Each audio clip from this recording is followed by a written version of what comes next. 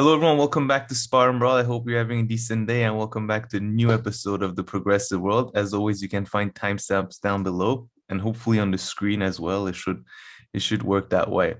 So yeah, please like and subscribe. All right, Sam, let's get started. What is this? Let's do a little tease. I mean, of course, what we have. So yeah, what's this first photo about? Yeah, well, I mean, hopefully we're gonna talk. It's not gonna be super long because, to be honest, it's not like there's not much. It's just gonna be an update information of what different people, officials, blah, have said and what's going on in Iran. But yeah, the movement of not movement. What do you say? The protest, the uprising against this evil, I guess, regime continues. I think it's 8 days now, and women tend like they are at the forefront by like I mean, in there are men too all over, but just because the issue, especially the symbolism of the hijab right now, as in whenever there is like a major thing, you see this I guess drawing is not far off from anything you see on the streets these days. Any streets on any city, big or small, by the way. Just so this is not a yeah. It's a very good present rep. It's a very beautiful art representing something that you see, like literally you see every day now. And women going on cars, they take off their scarf and they throw it away or burn it. So, I but see. Yeah, hope, yeah. Seen a bunch of videos everywhere. yeah. And then okay, let's continue another This photo is, I from think, this is the probably from 60s, but it yeah. was quite nice. But I think this is it. Yeah, I think this is from Iran. Iran's the way the art is. It's the woman, the way women are depicted is very 60s, 70s style art. So it could be from then because women's movement was quite strong then. I mean, women have a history of defeating the Islamic Republic. I mean, I think I mentioned this. Khomeini, before the war, when he wanted to ban women from working, they came out and he, like a coward he immediately folded. So maybe again, we can see them fold. Then war happened and whatever, just everything. So, no. I see. Okay, then we More funny then we stuff now. suddenly change gears a bit. No, I mean, to be fair, Iran comes after this, I Yeah. think, uh, in terms of just, yeah. As did you, I mean, I think everybody's heard about this. So hopefully we're going to talk about this let's say, innovative idea, shall we say, new twist on a fantastical. I mean, it's just Maga always, communism. yeah, it's always lovely to see uh, intellectual development, intellectual, new thoughts come about. Yeah. It's just beautiful. Fascinating. So, So we have everything that is related to this. So I don't know if I put well, it here, everything we but could find, yeah. I'm sure, yeah, there are, From yeah, everyone's reactions, majority report, Ben Norton, who else? and There's everybody, by the way, Vanguard, every yeah, Sam Cedar, Cenk, them, yeah. everybody comes across so well. Just everybody comes across as highly educated, highly realistic about life, highly practical, just focused on real issues, just all of that. It's Yeah. just, I'm like, I mean, just take this. I mean, believe me, if anybody's watching this, I am as shocked by everybody else, but I think maybe Sam Cedar has like the best stage, and it's just driving me mad. And yeah, but whatever. Broken clock or whatever. And then, as Oh, if no, this is, we didn't get yeah. enough surprises this week. There was also this. I mean, this has both This some was interesting before, moments. Oh yeah, this was earlier than that. yeah, This I, happened prior to that. before I heard about Maga Communism, at Yeah, least maybe. on But Vanguard this is a Chapter. good one. Yeah, We'll this also was. talk about, and now I actually listen to it, and yes, I think she I wanted says to ask abolish about. all, but we'll talk. I think you gave away what was my main question, but yeah, I want to ask because yeah, I mean, like, whatever. We talk about it. Yeah. I mean, frankly, I can't be bothered with reading some literature We talk about it. We talk about it. There's no need to get angry now. Oh, and then that should have gone there. So that's Majority Report and Sam Seder commenting on the whole Maga Communism thing. And then we're gonna watch this clip. Wow. And you guys tell us if Sam and I are too mean. I don't think so. I think this was some of the stupidest things I ever heard. They're watching these guys and making fun of them. I mean, thank you. And now we're the next ones. So maybe we should all, take a hard look at what we're doing with our lives and what we're saying. But I mean, this wasn't necessarily better than this. So maybe we won't necessarily be better than this. But I genuinely, I must say, like a year ago, I felt not that I'm definitely a parasite. Anybody in entertainment or media or whatever it is. But most people in other professions are too, not to just unless you're a doctor, really. But I genuinely feel much better about what we do compared, like, just especially after seeing stuff like this. But I would say, just to be fair to you, I might have incepted this. No, you'll see. I sent you the video. Okay, I sent you a video with negative. Like, that's what I do. I shouldn't send my commentary at the same time. It's like, so yeah, whatever. There's something else that's funny about this I'll mention after. But all right, let's move on to the chit chat, Sam. And we're gonna talk about some Al Jazeera documentary. We're gonna talk about a lot of other stuff. UK. No, I just wanted to tease that. Yeah. And the Japanese have funny talk about them. So Japanese are just so much fun. But let's move on to chit. So Sam, victory, huh? It happened. Is it? Yeah, I told you I listened to the serial when it came out and all that, but I really don't remember. And it that's why I started to fall out of with murder sort of dramas, of docudramas.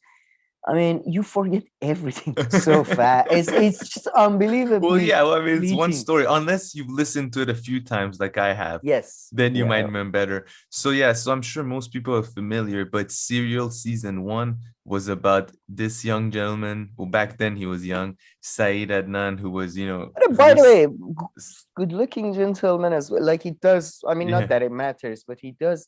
He looks good and all that. It does make it feel more tragic if he was innocent.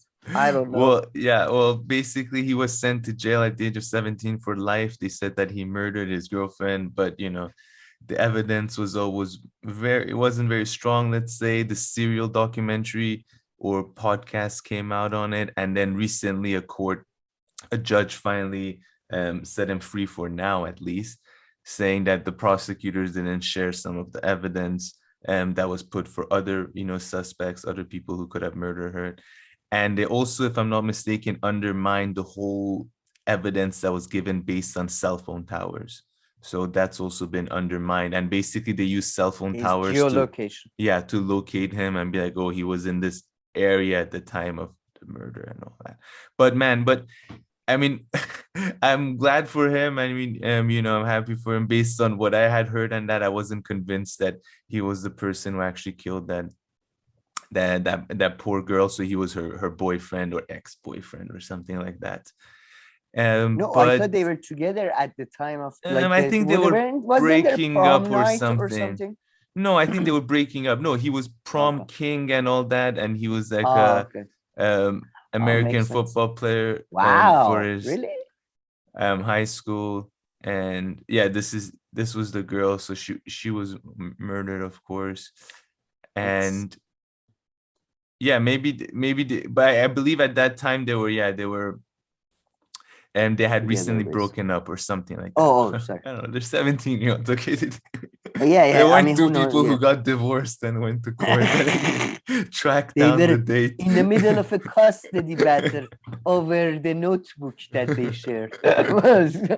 Okay. But man, I've told you number of times though, this is like one of the most like well-produced piece of entertainment. I mean, the story is amazing. All the angles are amazing. It's so well done. Do you remember the song, the theme song? Oh, it's so good. It was creepy something. It's so good. We gonna get, man, fucking, we got a split copyright second. strikes for a split second of that. You remember the dog video? Yeah, and we didn't even play the song. We didn't even play the music. No, we didn't even think it because it was background. It would be, but I mean, yeah. Ready? Listen to split second just so it comes back to you. Sure. Okay, not this. Oh, this looks cool. Ocean. Oh, fuck. I thought it's a trailer.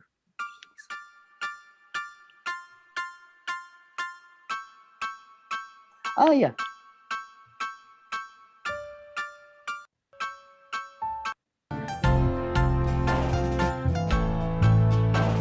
You have to watch it. It's so good, and especially when and then they mix it, of course, with the voice of the journalist narrating over it. So you have to watch Only Murders in the Building. You'll love that. Oh show. Yeah. Oh my God, that's one show. Okay, no, you would love thank that you for show. reminding me that. Thank you for reminding. No, I've told you there's like this weird problem on like this Apple thing that we have on our TV. For that show, it refuses to show anything but the last episode of the season. Really? I don't know why. So I'm gonna have to go through other means. No, thank you for reminding me. I haven't watched anything new since that Dexter thing like 3 weeks ago. Even the theme song is somewhat reminiscent. I mean, there is a lot of references to serial, but yeah, I don't know. I mean, you keep saying it's well produced. I never really liked the journalist. I was so entertained. Too much. Yeah, I mean, in that show, I liked her. I didn't mind her. In season 1, she kept asking questions. And you don't have to ask those fucking questions. Like, is this what happened? Or is this what happened? Or is this... Just get on with the fucking story. I'm sorry, I love the show, I must say. I don't know why I do this. I really like to criticize what I like. But yeah, it was good. But do you know, I must say, just going to my own personal prejudices, did he become a Muslim in the prison, or was he Muslim? No, he was. Original? No. He was like his parents were pretty religious, and like, you know, even in the first episode, because I went back and listened to the first episode, when like the family friend who's also a lawyer is talking and saying good stuff about him, she's like, you know, he was on the football team, he was you know, he was a sprinter and all this, and he also led prayers at the mosque. Oh, that's not so good. Okay, and apparently, yeah, and like, you know, in the episode they talk about how, you know, he had to hide his relationship with his girlfriend, you know, but like just kind of teenage stuff, you know, it was like a 17. Yeah, but kind of makes me more suspicious. You know, like, I'm sorry, but if you know, repressed somebody who's clearly repressed, as in like they are publicly pretending to lead prayers or secretly they have girlfriends. I think that's common, man, for like a lot of very common. It's teenagers very to common. do different things. So that, you know, it's like you're a good boy at home, but then you go to parties and do God knows what. So I mean, I don't know. That's true. No, I don't deny that. You're like Robbie.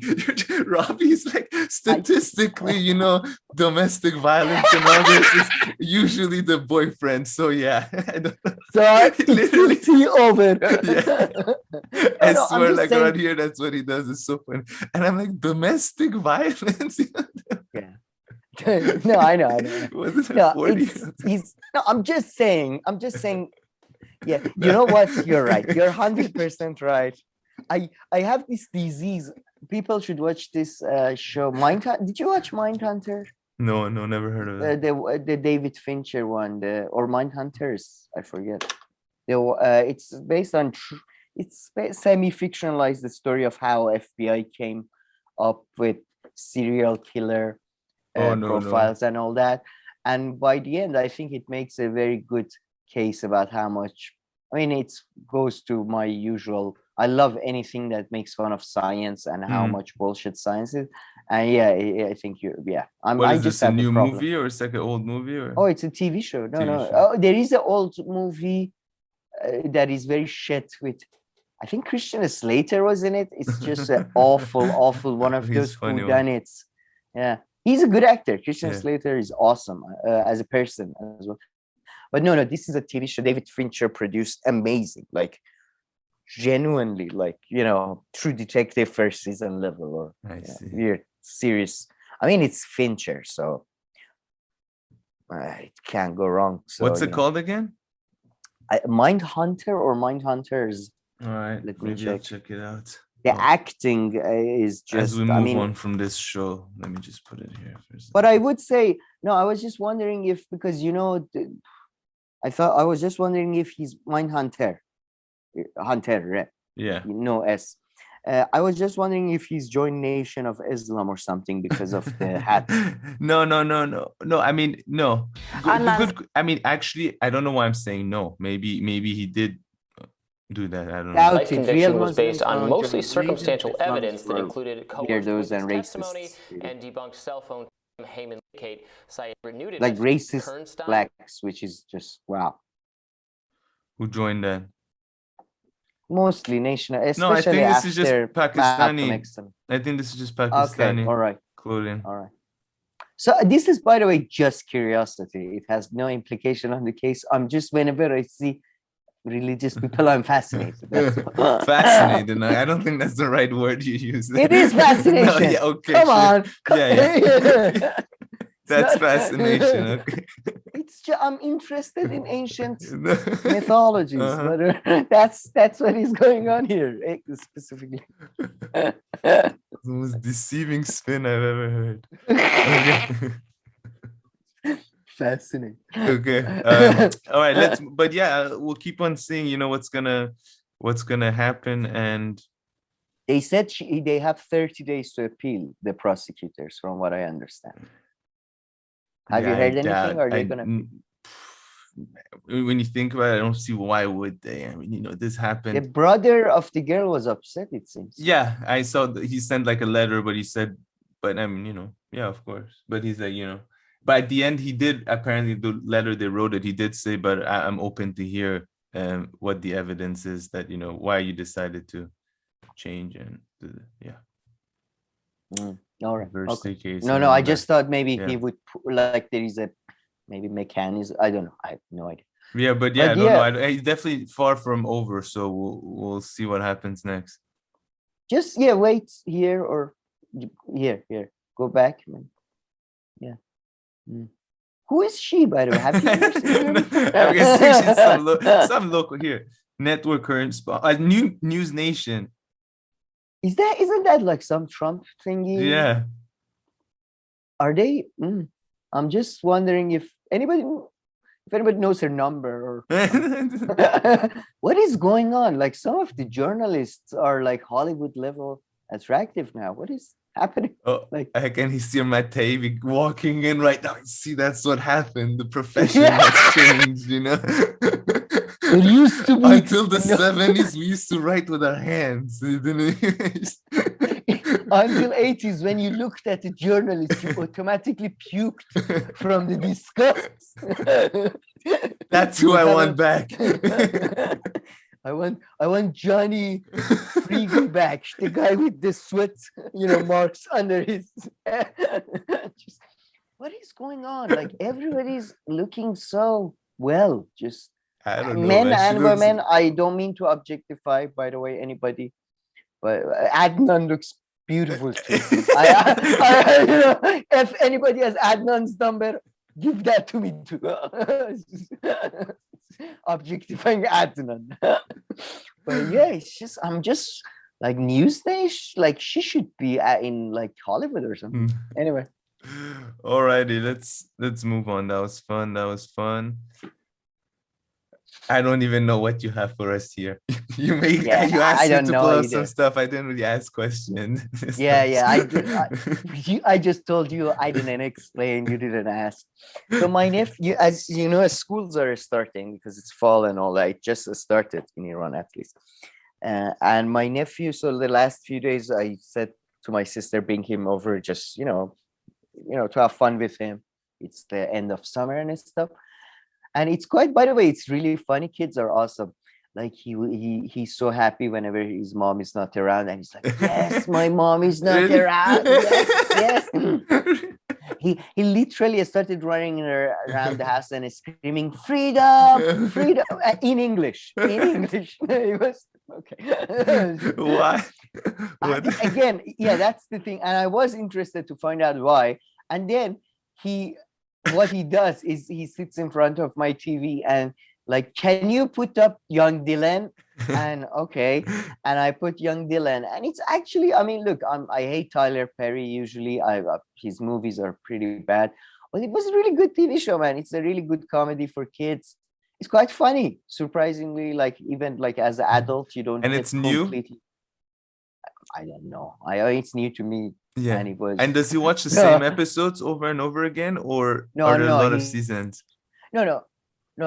He watched a lot of different episodes, and I think there were different seasons because you have characters that were added later or something, I think. But he watched this, which was and there is a grandmother in this Young Dylan show. She's played by this famous lady, Aloma Wright, I believe. She's like hugely, like she's one of the best character actors. She's always. And it's just genuinely funny, like, you know, yeah, I'm it's sure. pretty good. And as you know, I'm not a huge fan of rap music or all that, but it's all surrounding that. And there's another kid, and it's, you know, it's very cheesy, very like message of the week type. But I enjoyed that, so that was nice. Nice.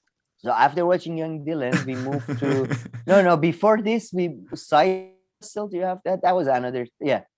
That was less pleasant, hey, than Young Dylan. Peanut's cousins there.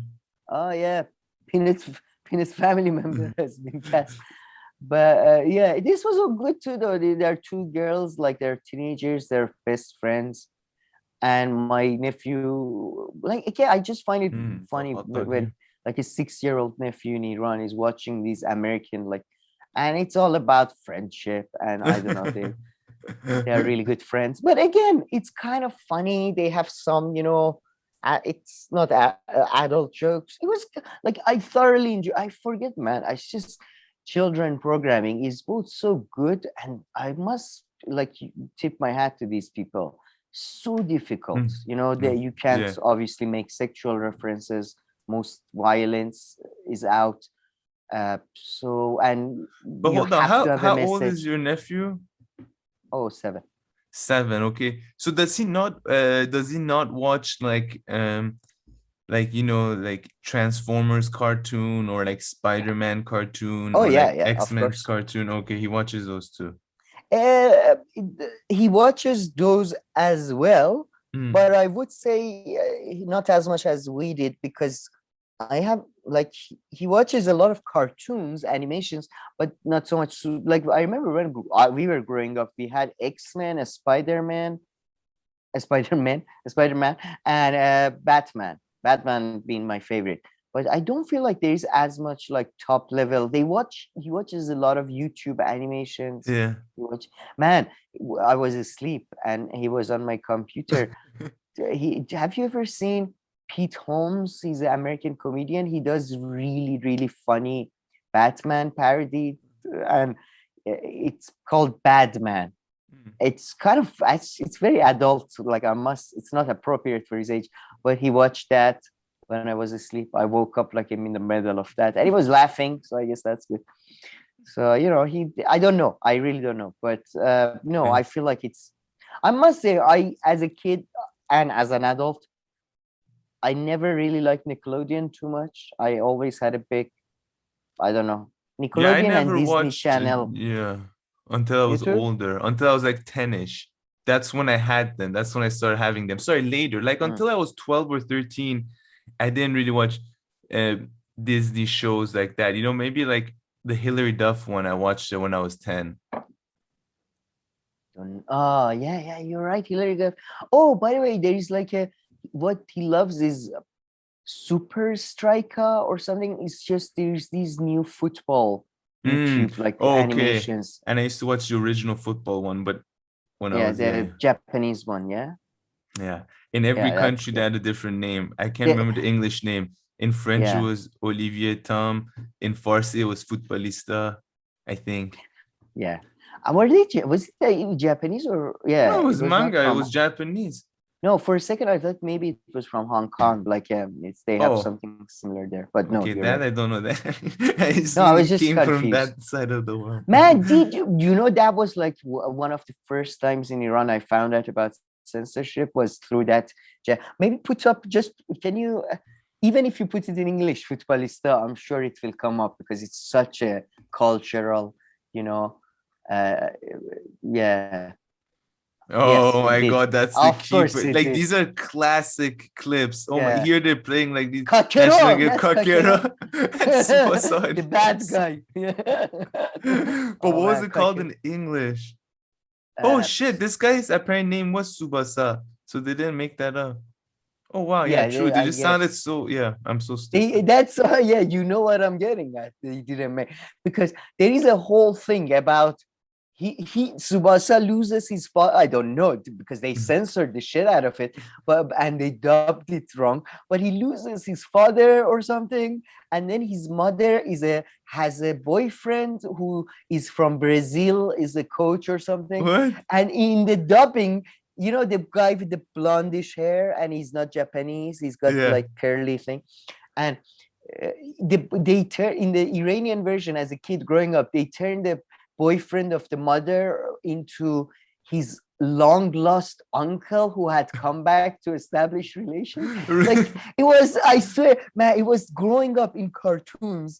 We grew up really in a sick society because you would have all these people who in cartoons were dubbed as husband, wife, father, and daughter. And they were like in the actual story, they were lovers, but man, they were like really father funny, and daughter. but I don't remember that at all. All I remember are the football scenes. Yeah, of course. In both French and Farsi. You're not a crazy. Yeah. They were great. You were writing letters complaining about the censorship. Dear Iran Telecommunication. Want to know what is the truth about Tsubasa's family? What is going on with his mom? But look at this. Look what it's called in English. Check out. Captain Tsubasa? Yeah. Oh, that's boring. I prefer Futbolista. In French, it's so funny. It's what is in French? Olivier? It's two people in French. Olivier to anything. No, in French, it's Olive et Tom. So it's referring Olive and Tom. Oh, so they actually changed the names, and that's referring to Tsubasa and the keeper. Oh, which one, with the long hair or the one with the hat? The one with the hat. Yeah, the one with the long hair was also like apparently. Olive et Tom. Yeah. There's Tsubasa twice. Yeah. And the keeper. Yeah. By the way, who was your favorite? Oh, Kakero was the most popular by far. Like in Iran, Kakero was. Yeah.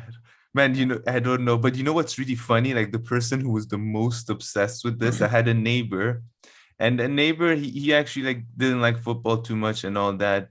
But he had two older sisters. I love this.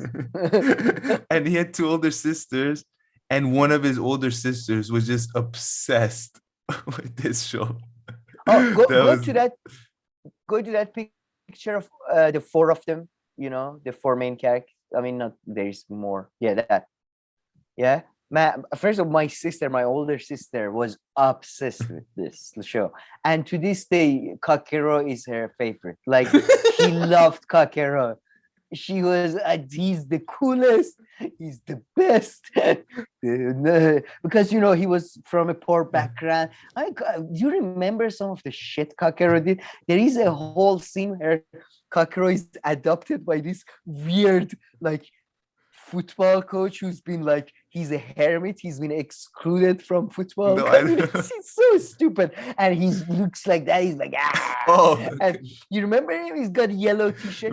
And then he has Kakero training on the sea with the tiger that is in a cage going, ah, ah. It's the weirdest. Yeah, it was amazing. It was at its But man, your sister who's your favorite though?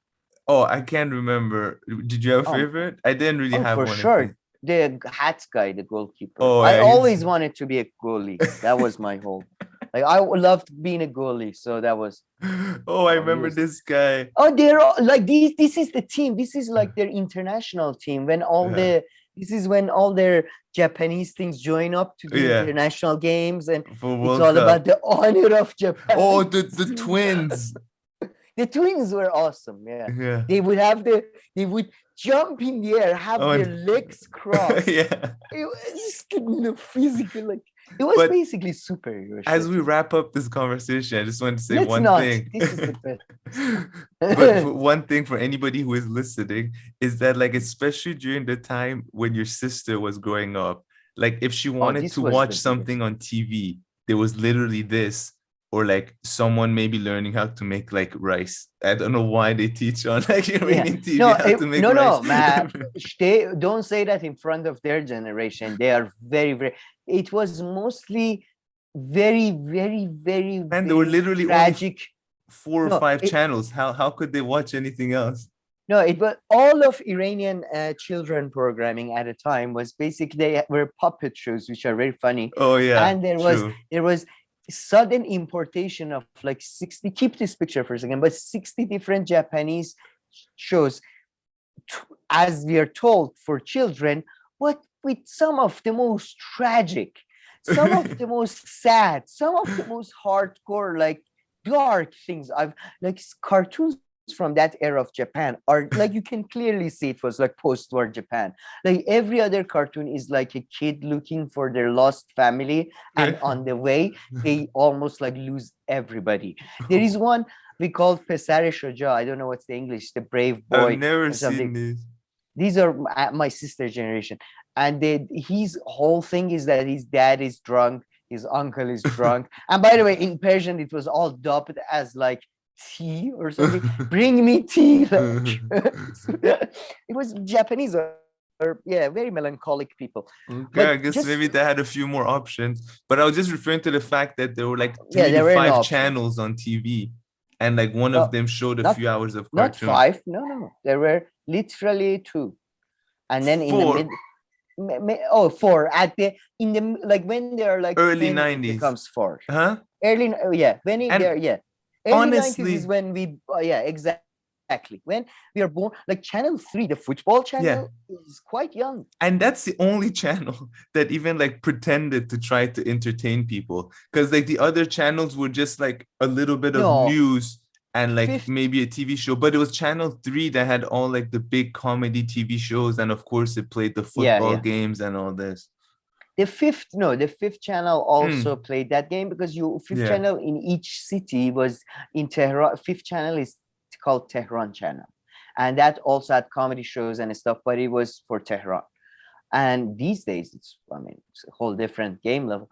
But yeah, you're right, it was just like 2 channels, and it was literally just Japanese cartoons, Soviet cartoons, a lot of Tom and Jerry, a lot of like old American stuff, Pink Panther. And Soviet one is the rabbit with the wolf, and then there was the puppets, the Kola Garmezi type thing. Should I change this photo, or you wanted wanted to point out? Do you remember the guy? Can you go down to the guy with the or show Kola Garmezi? To this day, the most popular thing in Iran. Yeah, and funniest, I must say, to this day. The guy who is the creator, the guy on the bike there. Yeah. His new show, he had to leave state television. He had to leave Iranian BBC, and motherfuckers didn't give him the rights to these characters. So his new show is with all new puppets. Oh, I see. Really good, but it's just these sons of bitches, man. They like everything good, but yeah, this is by far, and genuinely like. This is, I would put this Muppet show, or even maybe better. That's the level of like a style of comedy. No, this is really you don't know the guy on the the guy on the east. So the guy in the middle, you might know. He's the cousin, and that's his title. And he's amazing. He's always offering to buy you bread or bring you oil or something, because he's from wartime era. He's like a good guy. But the guy on that side, man, he was a new one. Like he was added like 10 years ago. He was the best one. He was he's from a rural town, and he's not like, he doesn't take shit from the host, the old guy. And he's just so good. He gets into fights with him and he just loses it. He's just typical Iranian, just like, losing, like, stop, like, but I want to do what I want to do type. Yeah. And he was amazing. It was amazing. But yeah, sorry, going back to the Japanese thing. Do you remember?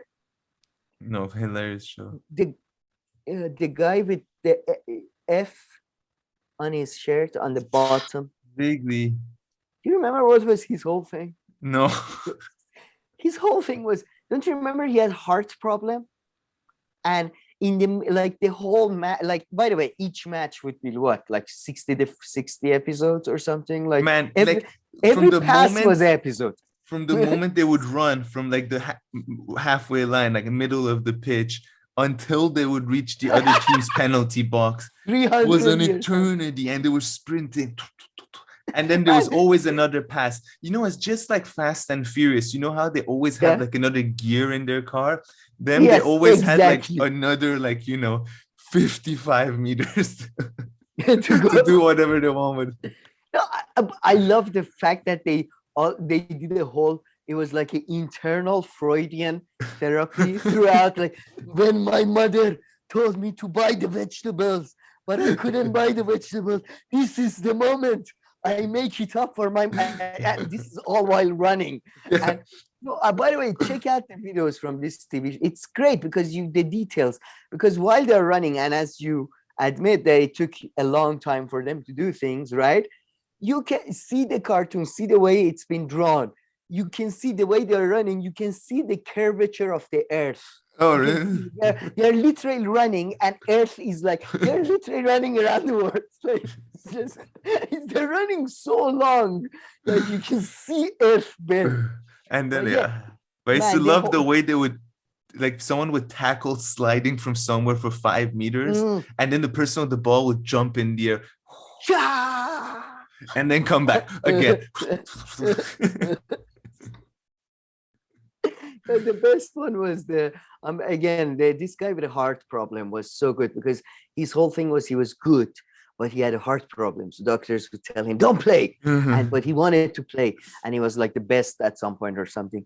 And then like he would play, and in the middle of his like internal monologue about his wife and his mom and his dad and Japanese, like a struggle against Western capitalism, suddenly they would cut to an image of a heart, as in like a picture of a heart, not a heart, and it would suddenly crack like and he's like, in the middle of a fucking match. Like, this is ridiculous. It was the best, man. This TV show is the best. I think, by the way, the uncle / boyfriend was the mustachioed guy behind the tallest guy with the curly dark brown hair. I think it was him. I'm not sure, but I think he was the boyfriend of the tallest. He was the goalkeeper. He was a goalie too. No, he was awesome. No, the guy underneath in a yellow. Him.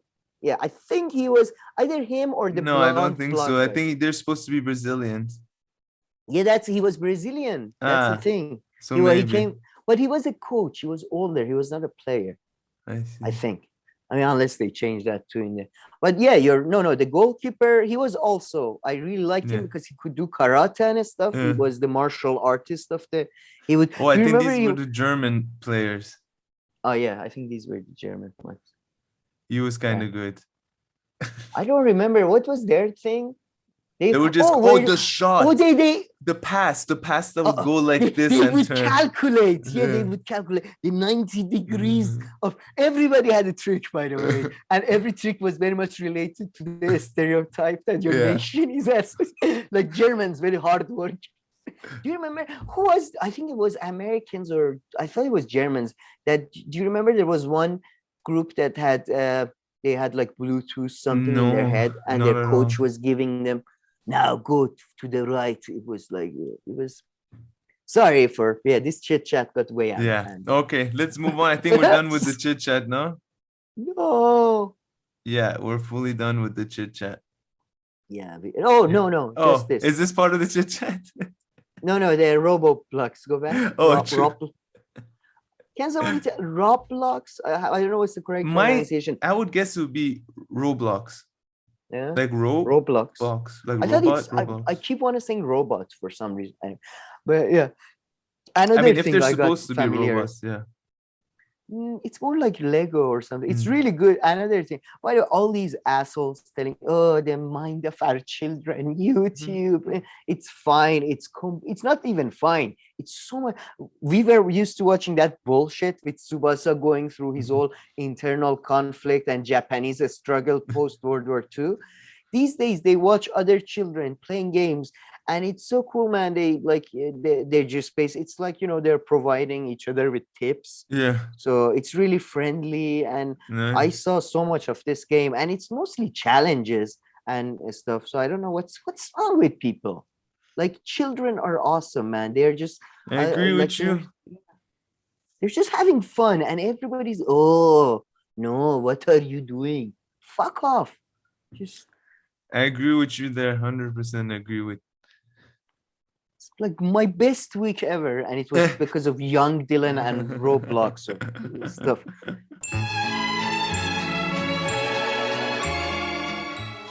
All right, Sam, let's move on to our next segment. So this clip, which I'm very much looking forward to it sounds very interesting. I haven't actually watched it.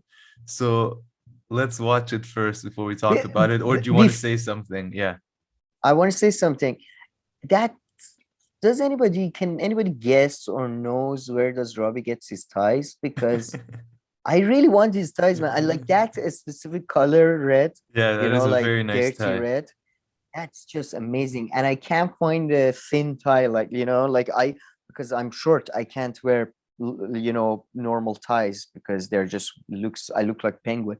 So it's just that color, or I'm looking for a very dirty green or dirty red. It's just so nice. No, that's it's the only place in my body that I can show color. So I don't know.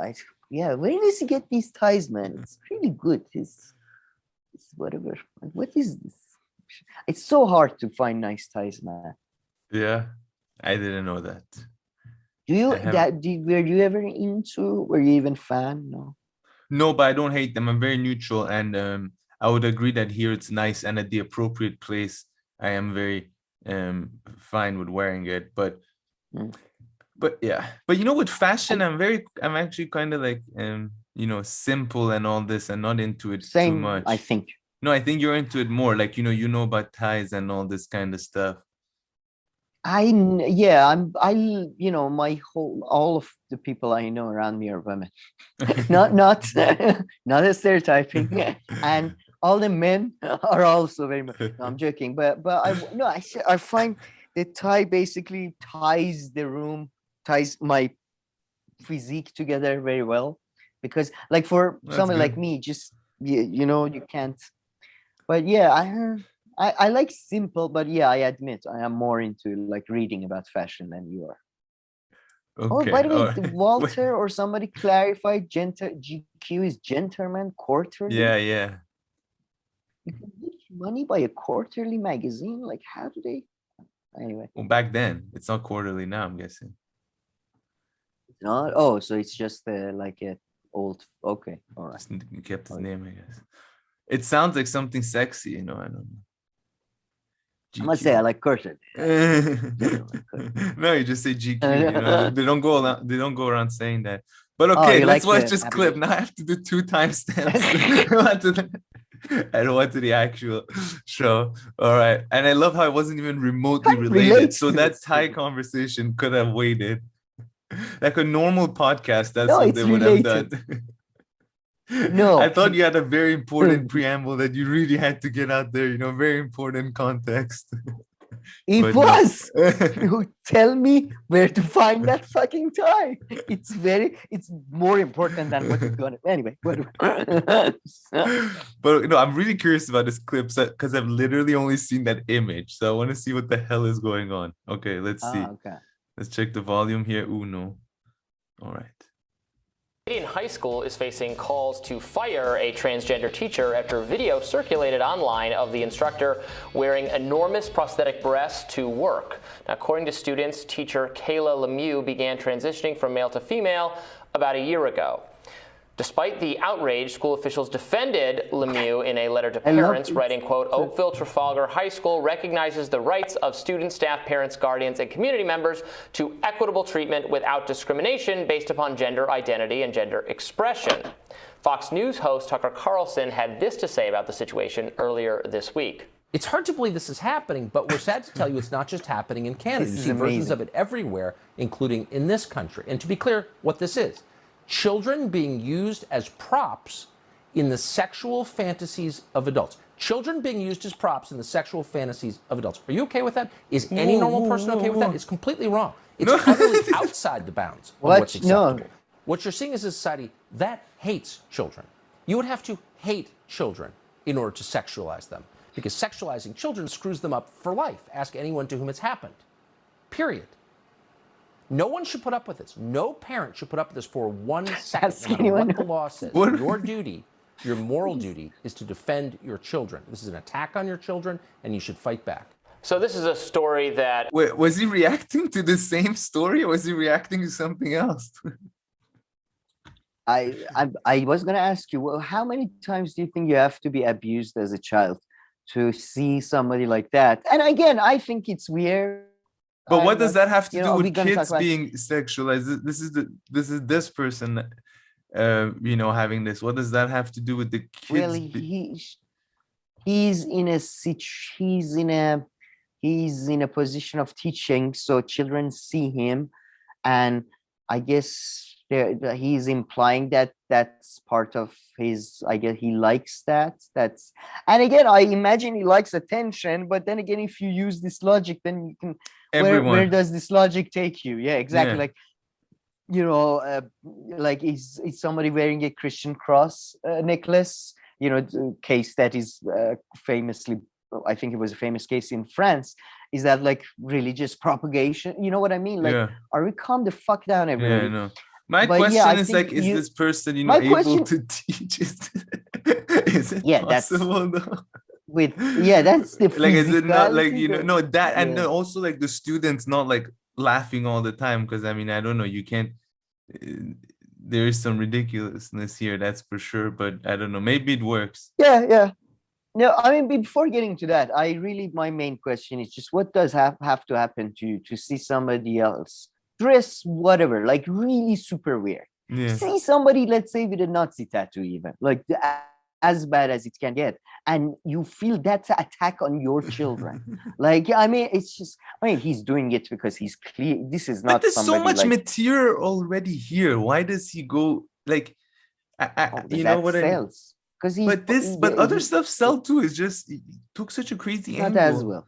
Not as well, I guess. Not as well. Yeah. Not to his audience as well.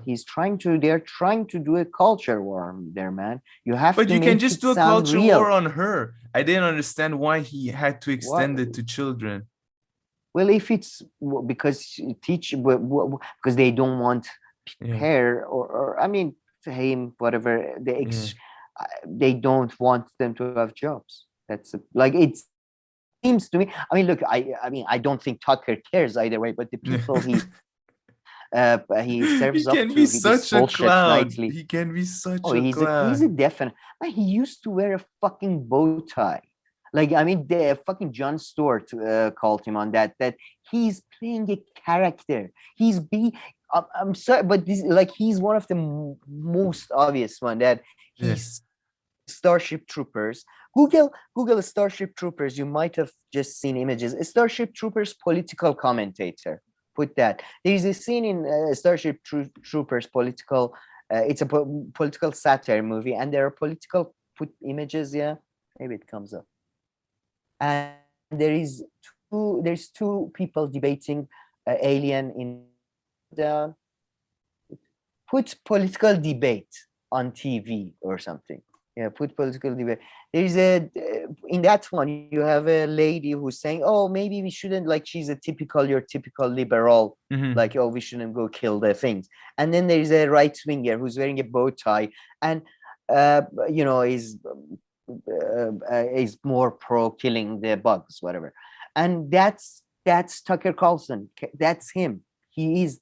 The character we see. In his personal life, he might be a fantastic father He might go to he sees transsexual people, whatever, nice guy, but clearly, this is a character. I mean, This it's is a so crack funny, and character. it really has to be a character to such a level for him to be able to say these things with like a straight face. Man, Yeah, it's I think so. impressive. I was surprised. I really didn't like when you heard him. Did you think that's the angle he was gonna take? Sorry, before you heard him speak, like after that clip, did you think that he's gonna do this? No, I I mean, I thought thought he's just gonna go at her. well, I thought he's gonna go at our culture and Yeah, sure. stuff. But is this As what we want always, kids though, to Fox see? What always. will make these Yes, kids think? exactly. Sure, but sexualizing Attack on our children. Yeah, That's what, sexualizing as their always, children. No, and he Fox also has said this is sexualizing our children. I mean, it was really weird. He took it their two sex, steps further. they're prop in adult sexual fantasies. And what did these two chaps say? I mean, Brie is always, Brie finds a way to make something that I talk about it. It's genuinely, that's why I want to talk about the tie. It's just Robbie is more reasonable. Brie has a way to make something that like you agree with her 100%. Yeah. She has a way to mention something that just makes you go. She says, you know that video? Hold on. This is in Canada. I don't. Anyway. This really got to me. Just before moving on, though. Just before moving on to that, just on the teacher thing, do you think? I was thinking, like, I do think there should be a standardized clothing for workplace, as kind of Robbie alludes to in that thing. Like, for example, I don't know if it's appropriate for nipples to be completely visible to, others, unless you're breastfeeding or something. So, I do think that, but I just I just want to say, like trans people, I don't think they're real, as in, I mean, they're real. Like, it's like Catholics or Amish people. I think what they believe is real, but I don't want them to be excluded from jobs, or you know what I mean? You see, like, I don't see how does teaching. This was woodwork, it seems. I don't see how this teaching about woodwork, like you have to have the correct philosophy view on the or by a correct scientific view on the biological difference. And I just don't see what is that one has to do with the other, But I understand maybe they're revealing too much, maybe off-putting to many people. But what is that? Am I being too? No. I completely agree. I think I agree with your take here on this. Yeah, because that's for sure. I can see. I mean, it shouldn't be too surprised if you look a bit like that you get a few questions asked and like a few people maybe monitor a bit more closely how the class is, how the class is being conducted, and if like how the students are responding. Sure, but yeah, of course, then. Oh yeah, like if there are studies to prove that there is. No, not like that. Okay, that teacher that person did look a bit out of the norm, as you could perhaps say, right? The clothing, I would say, yeah, for sure. Yeah. So I don't know. The physique itself. Yeah, I can see like if some people, a few parents are a little bit concerned to just make sure that not that the person's doing anything in class. Like, what if somebody's suffering from a disability and has then okay, then exactly that, then it's fine. I'm just saying you can look into things a little bit as a school or as a parent or something, but yeah, just to fair enough. With any other thing, but yeah, not to completely dismiss someone or just or even reach conclusions. It's just due diligence in a way. Yeah. I mean, I just I feel like I don't understand this need that you have to exclude people you disagree with from society, and whatever. No matter how much you disagree with them, like, unless I think they're organizing to commit acts of violence. I agree with you. But okay, let's move on to this video. I really want to show you something. Have you seen this one? This one. Sure. Yeah, I've seen this one. And again, I know, I kind of think I know what you like. Again, it's like, it's so weird. That's why I don't want to even talk about it, man. Please. Just... we'll stop. We'll stop if you get too crazy. I'll stop you. But okay, let's watch the clip also, and first like 10 seconds of the reaction. Sure. No, I want speech on memes, his favorite subject, at a turning point. Conservative commentator Benny Johnson's speech on memes, his favorite subject, at a Turning Point USA event at the University of Iowa earlier this week. It went sour when someone in the audience was apparently so triggered by a video featuring Vice President Kamala Harris. Oh my God, I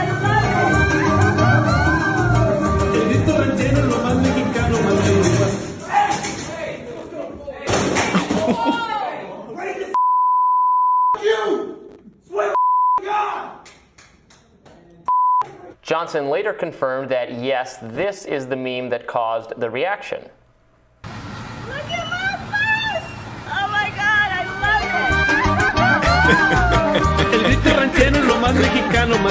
it! It's not the most hilarious or amusing meme to me. Benny Johnson kind of fashions himself as like the meme guy.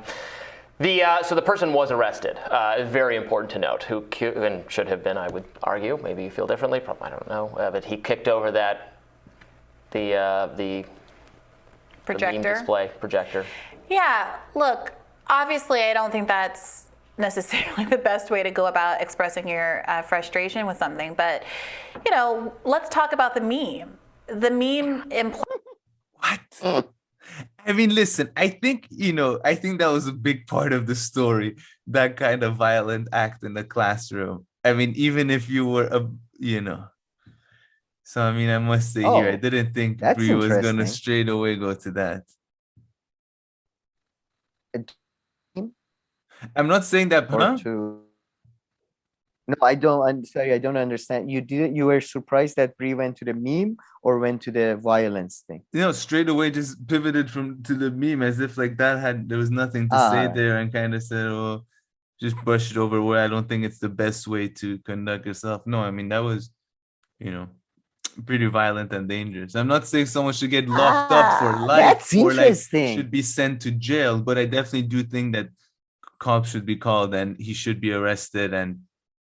I don't know what, like a fine or something, nothing more than that. But you can't just kick up and very violently like that, kick that.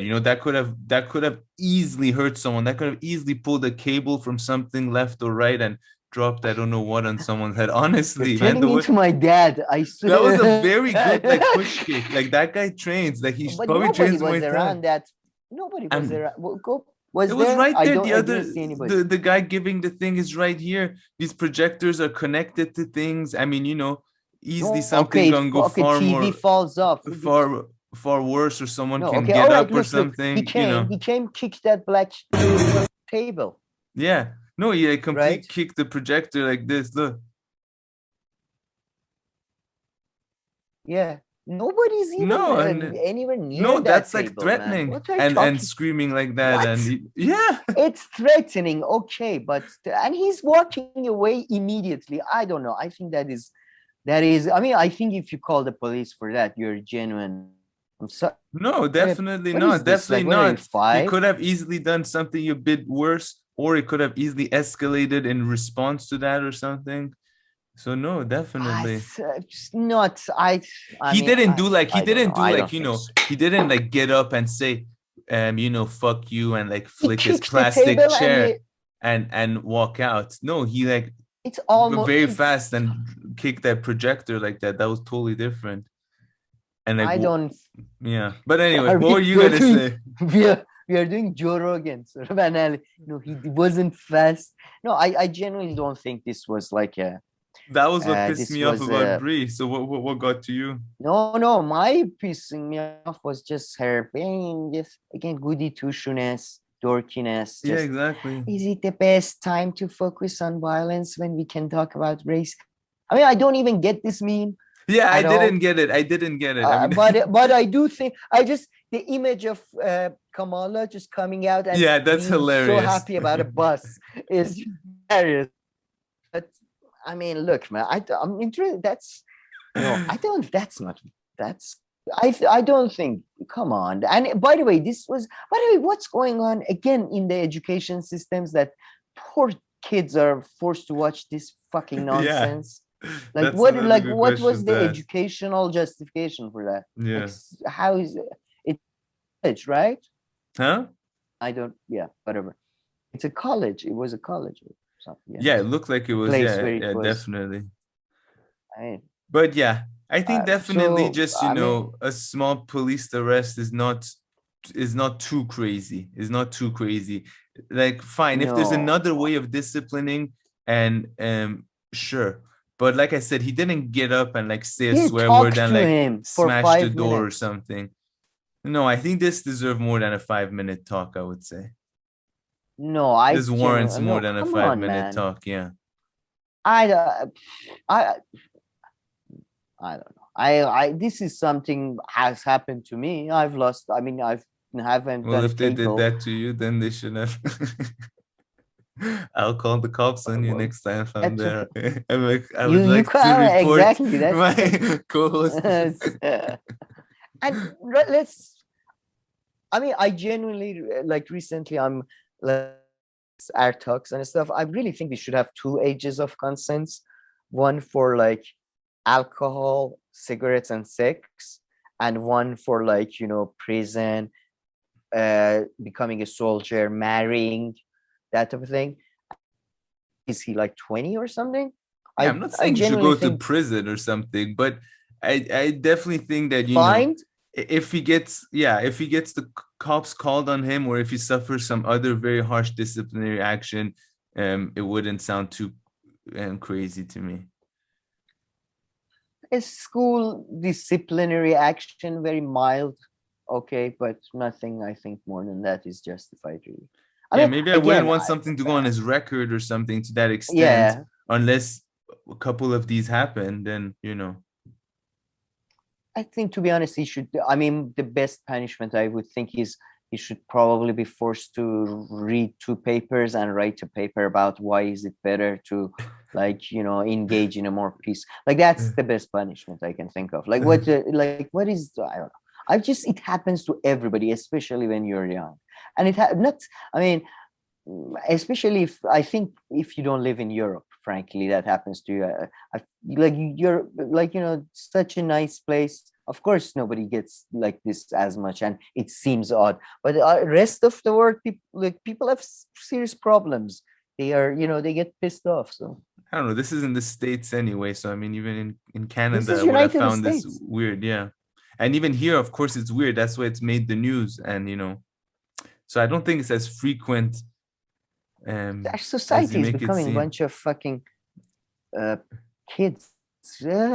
He put label. He called me a bad name. Oh, I don't know. I feel like this one was. Don't you remember with Bernie Sanders, or maybe it was with Jeremy Corbyn in UK? They picked up the chairs and we felt threatened in the conference or in the convention. Oh my God! Oh. I don't remember. I have to see the action. Like the action, the way it is, conveys different messages, and it all depends how it's done and what is done. Really, Sissification of the West. This is what's happening. I'm going full concert.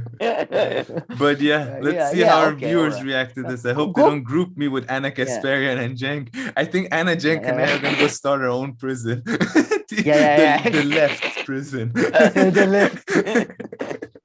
You're not allowed to push tables. Yeah. And you all get a stake in your own prison. Okay, this is how it works. Yeah. So you own 1% of your own. You lock your own prison door, then throw the key away. No, but go back to what was that in the trans thing, even like like there is a part where Bree says this is something that happens in another country. I mean, no, you don't have to play it, but I don't know why I should care or something. It's just, it's kind of. Yeah, I know. It's not that, she's right. It's not a big, I think this is not non-issue. Of course. True. But then again, this should not dominate. Right-wingers say the same.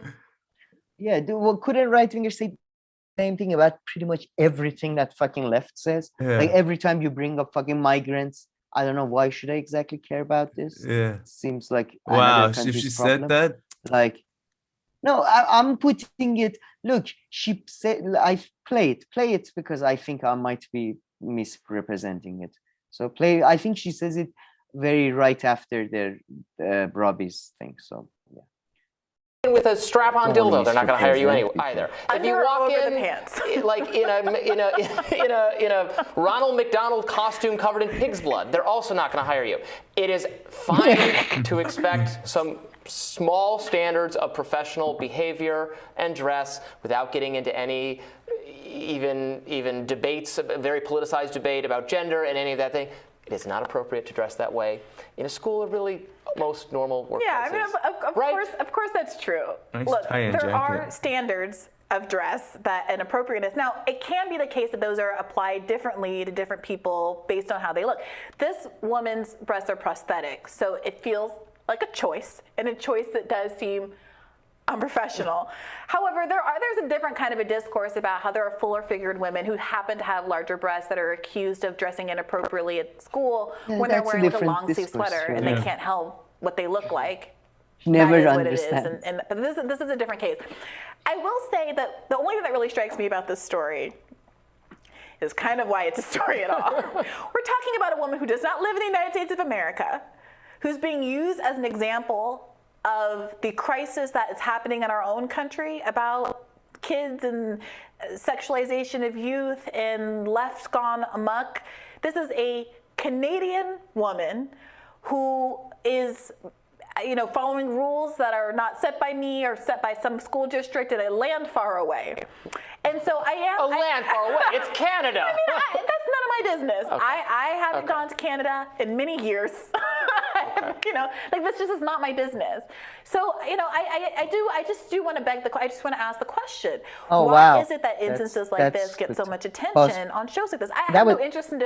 Okay, I think you half misrepresent, because half her point is like, why did they make this a story in the US? It's not even taking place. Right. So that's the other side. But then she's like, then I kind of see how you got those sentiments from. Because she goes on to saying that because I haven't been there, it's none of my business. Again, you're right. I completely agree. We can talk about there is political motivations behind why Fox News. Yeah. They have an editorial just like you do, Brie. I mean, why does Brie suddenly decides to discuss, for example, labor movements in other countries? Yeah. True, because to make a point about the US, that's very good. Exactly. Yeah, to be like, look what we can do here too. So that's okay. You redeemed yourself. Yeah, no, it's such a good point just very good point. Thank you. Once I managed. No, it's just, maybe I'm a bit just bitter about the fact that Iranian protest is completely ignored by that's insane. Now it's getting out of control. Well, it's getting out of control. Why are they not covering it at all? Like, why? Because it goes against the top their story on that Al Jazeera. It's the top story on France 24. France 24 is literally like, okay, Russia, blah blah blah. Okay, let's move to Iran. They were trying to wrap up Russia, Ukraine, just to talk about Iran. They're loving it. Maybe they go too much or something. You can say sure, but I don't even know. I'm just saying, fine, whatever. No. They don't go too much. No, not that they are. I'm saying sure, whatever, if you want to say that. But yeah, that's actually true. Now it's been 10 days, no? Yeah, 8 days. But as of our recording, probably 10 by the time this comes out. But probably Democracy Now! Is covering it. Democracy Now! Covered it. They had a number of Iranian activists on. I'm a bit bitter about that, but not that I cover everything happening everywhere in the world, every tragic thing. But what is completely about America, frankly, again, by the way, this episode is I think the theme of this episode is, to be honest, so long and thanks for all the fish. Because seriously, I'm genuinely going. Hopefully from next week we can slowly move away from these people to do a more substantive show, especially with American left and I mean American media left. YouTube I don't left, want to you mean? yeah, not just media. I do think I consume like other, contents as well. But I would say But like Substack and all American that. stop writing and You Substack don't mean and mainstream. You're not talking about liberal media. even them, but I'm focusing on the people we regularly cover. Yeah. And this is something I would say is true for everywhere, but I've never seen something to this extent to be true. And most of our viewers are American, so I've never been to America. All I know is read, stuff like that. It does, and even international news to them is when America is doing international thing. George Floyd to them would not be international news. George Floyd is an domestic thing to them. To me, it's not. I don't think of it that way. Or So and it goes against their whole narrative that any country that is against American empire is good, and is engaged in this Manchurian battle against the Dark Empire that is America. The only reason I like to clarify, the only reason I do think America at this point is worth opposing a bit more is because an average asshole like me, who is just human beings, in my experience, tend to have a slightly better advantages when there is not a single global power and there is a bit of a balance between different groups of monsters. So that, I don't think America is particularly worse, or maybe you can find specific things that at the moment they're particularly worse about, but whatever.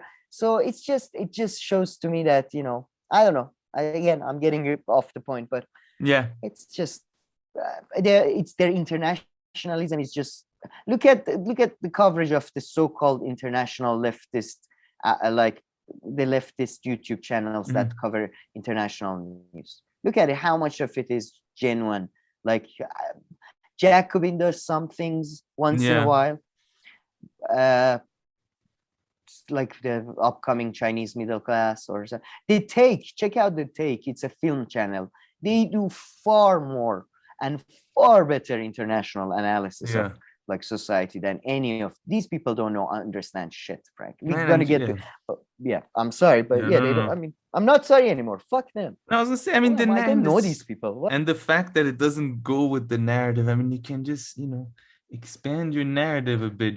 Things aren't so black and white necessarily all the time. Just if you talk about these protests, then it doesn't suddenly mean that the U.S. has a good foreign policy or something.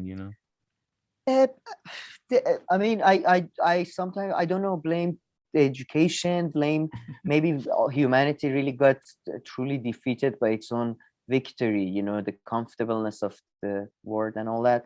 But it does seem like people are averse to complicated narratives, and just you cannot they need a good guy and a bad guy and a light and a dark, and it's I agree. And they need redemption. They need human redemption to be a possibility. You cannot have somebody who's, for example, himself abused as a child, grows up to become an abuser, politically, economically, sexually, whatever, and that guy is not redeemable. You know what I mean? That to them is not, that does not compute. That does not compute. So I see. But okay. I was supposed to not say anything. So let's move on. Oh, look what we have here. It's just one gift after another this week. And you want to move on from this? I hate when I listen to these things, but I love talking about it. So I know. That's the thing. Every time we do the show, I'm again uplifted, because I guess because I you kind of confirmed that I'm not alone in my madness. That's nice. Well, this is just hilarious. So TYT invited Olayemi to talk about criminal justice reform and all that. And yeah, of course, Cenk acts like literally like a five. I mean, now he acts like a 5-year-old. Like nowadays, he's just literally a 5-year-old. I mean, at the end, he can't let go. This is his show, and he acts as unprofessional. They say goodbye, and he's like, "No, I can't say goodbye. Hold on." Wait. Yeah, I have the. I'm really butthurt. Yeah, he was so butthurt. But there is something about the substance that we can also discuss here. Sure. Perhaps. If you go to maybe play it first, but just before 29-30 seconds. Do you feel like if he used to? Oh wait, what? When? 29 29. Oh, that's from the actual one. From the actual. Yeah. Okay. Sorry, I didn't. No worries, I'll get it. Because it's not in the Vanguard thing. Yeah. They don't show that last part. But what was I gonna say? We'll get it.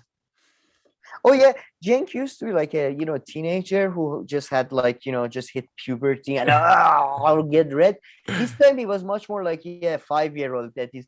Don't call me that. Yeah. Don't do that. Don't call propaganda. Like what a child. By the way, please call me anything you like. Like really the worst you can think of. Call me. Just because I just want to see, is it that hurtful? When was it? So what? Minute 29-30 seconds. How do you say that in English? 29:30. 29:30th or 29:30? No, just 29:30. Go to minute 29:30. Yeah. I thought it should be 29:30th because it's like 30th. Okay. But yeah, it can go to 29th minute and 30th second, I guess. I don't know. Okay, let's watch this. He's so butthurt. I didn't think you would, Cenk. I did not come here expecting. I love the. Yeah, for sure. Yeah, no, I hear you, Ole. I love that you came on. I love the discussion, even when it gets heated, and I appreciate that you made as good a case for it as I've ever seen. Definitely. Having said that, approval. I don't agree. I didn't think you would, Cenk. I did not come here expecting. I did not think you would. I am just here to put the information out. I will be happy if at any point in time in the next months you say to me, if you say to me, I'm like, you know what? I thought about something you said. That's all I'm hoping to get. You know what I mean? That's all I can hope for. And I just caution everybody. First of all, don't tell people who've been the toughest on cops in all of media that they're doing. Who decides these things? He just decides for himself. He's literally a 5-year-old. Like a 5-year-old would decide that they're the best at something. Yeah. Propaganda. He's like, I mean, play. Maybe a bit more because Olayemi. I mean, Olayemi's response is not good, to be honest. I must say, but I like it. Because her response. Play. What do you think of her? I think that's out of bounds, to be honest. Okay. You know what I mean? Yeah. Me? So, I don't say nothing to you. Yeah, you said that I was doing propaganda. So, and look. I didn't say you're doing propaganda. I said I think you're reading. I said I thought earlier. You mean during the segment? I said I thought earlier that I said I think you're reading a propaganda. That's what's the exact difference between doing and reading? I mean, look, man. Like look at Cenk. What is it? Own it. Just own it, because Cenk is clearly butthurt. He's probably gonna. Can you? I can't imagine his sessions with her therapist are basically Tony Soprano's sessions. Yeah, everybody hates me. I'm the best. I don't know why. But Olayemi should have owned it. Like you called him a propagandist. And again, everybody's a propagandist. Stop. I don't know. There's a difference. You're reading propaganda is different than you're pushing propaganda. There's a bit more listen, I understand that you don't want to be, you don't have bad faith, but what you're reading and where you're getting information is not good. So they can be different. Who knows? I mean, I don't know. You can, for fun, I think, speculate about people's faith, like whether it's bad or good, as in like their intention. But who know? How do you? I don't. Okay, all right. I see what you mean. Okay, all right. Is there anything more to watch here? was being No, put I out. just like That wasn't that. at you, I Cenk. That wasn't just, some personal attack no, towards you. Yeah, and please, I hear you. And let's not get policy and politics mixed up. Policy is one thing, and these discussions are good, and it's going to get us to the right solution. And if we're all lucky, we're going to get to the Nordic model, and it's going to be infinitely better than what we have now. Okay, but at this, what was that thing about don't get policy and politics mixed up? Like what?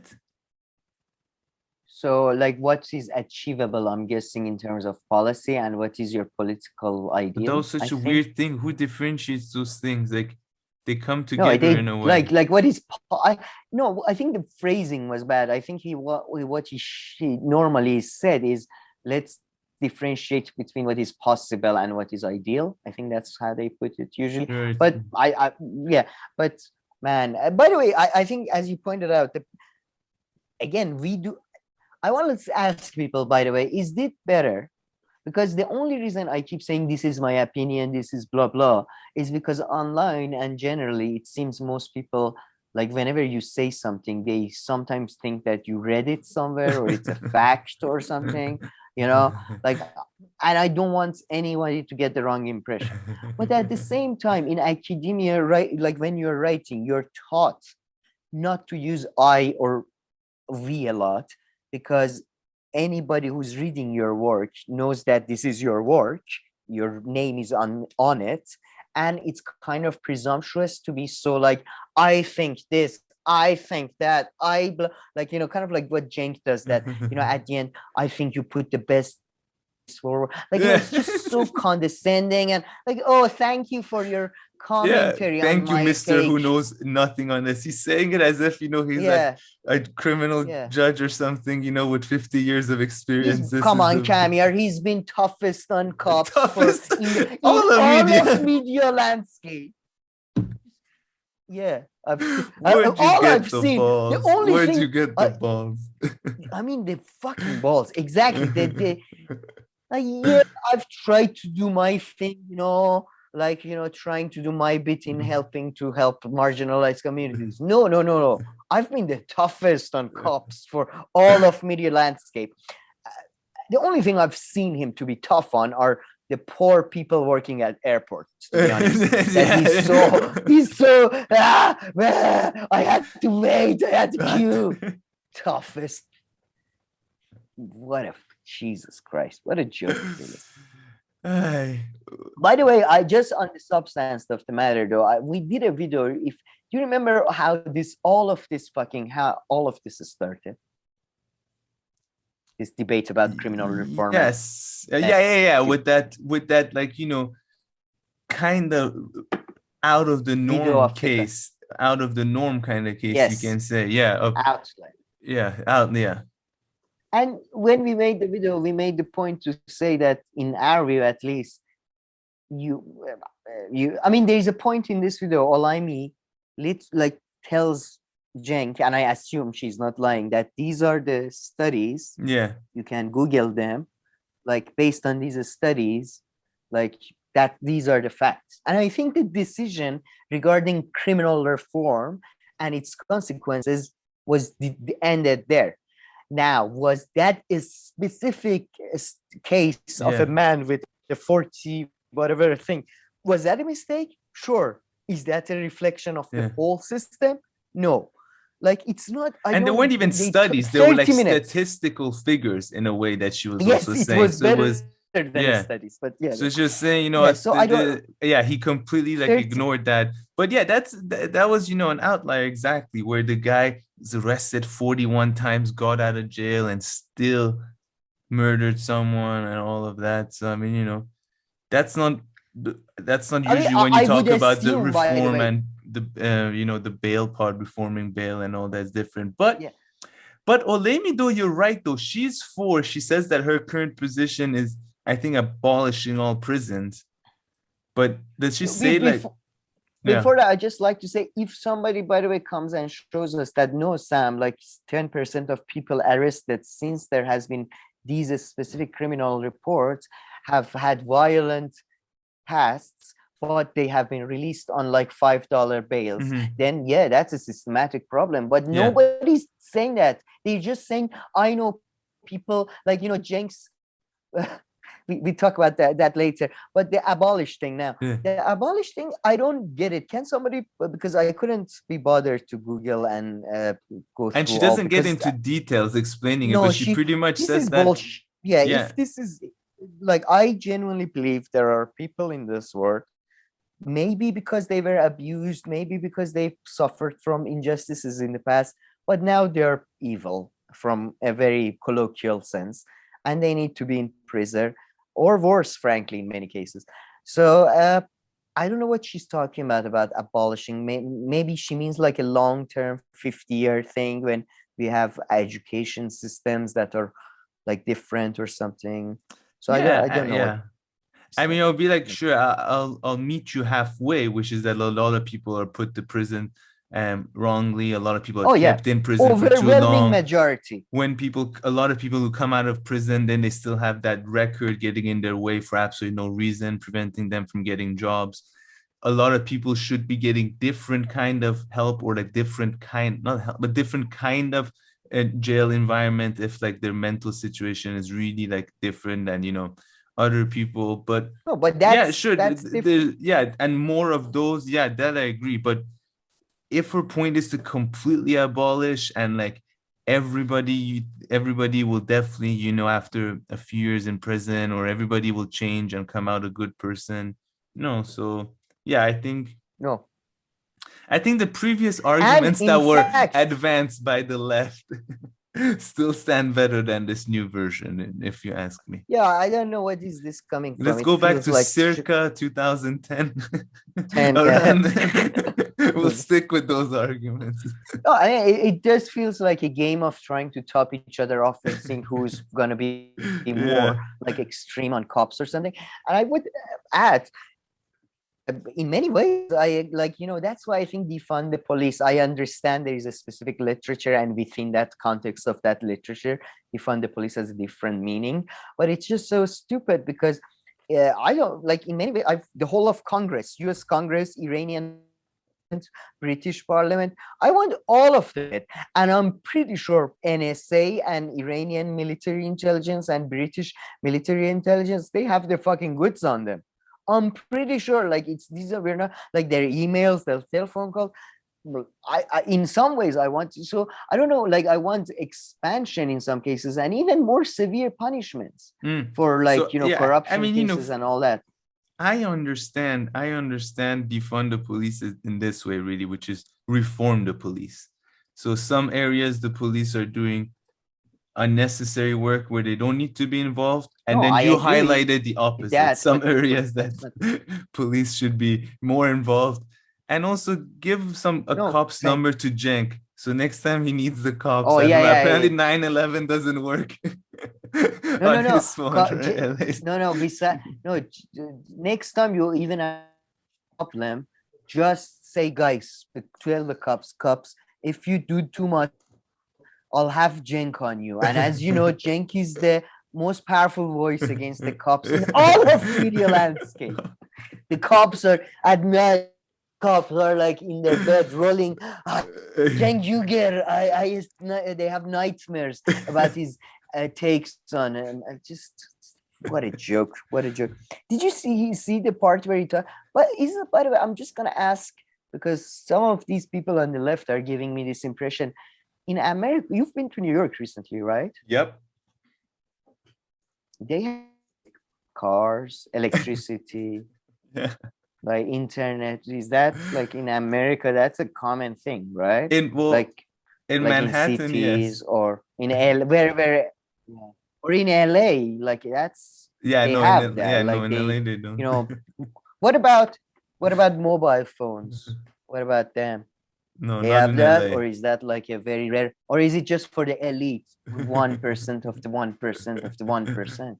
Because the way Cenk is talking about drugs is like, what is this, 1950s Middle East? Like, there is a guy on the corner and you're afraid to go out of your home because the cop, Nobody's buying drugs on this. What are you, a child? People have WhatsApp, you fucking idiot.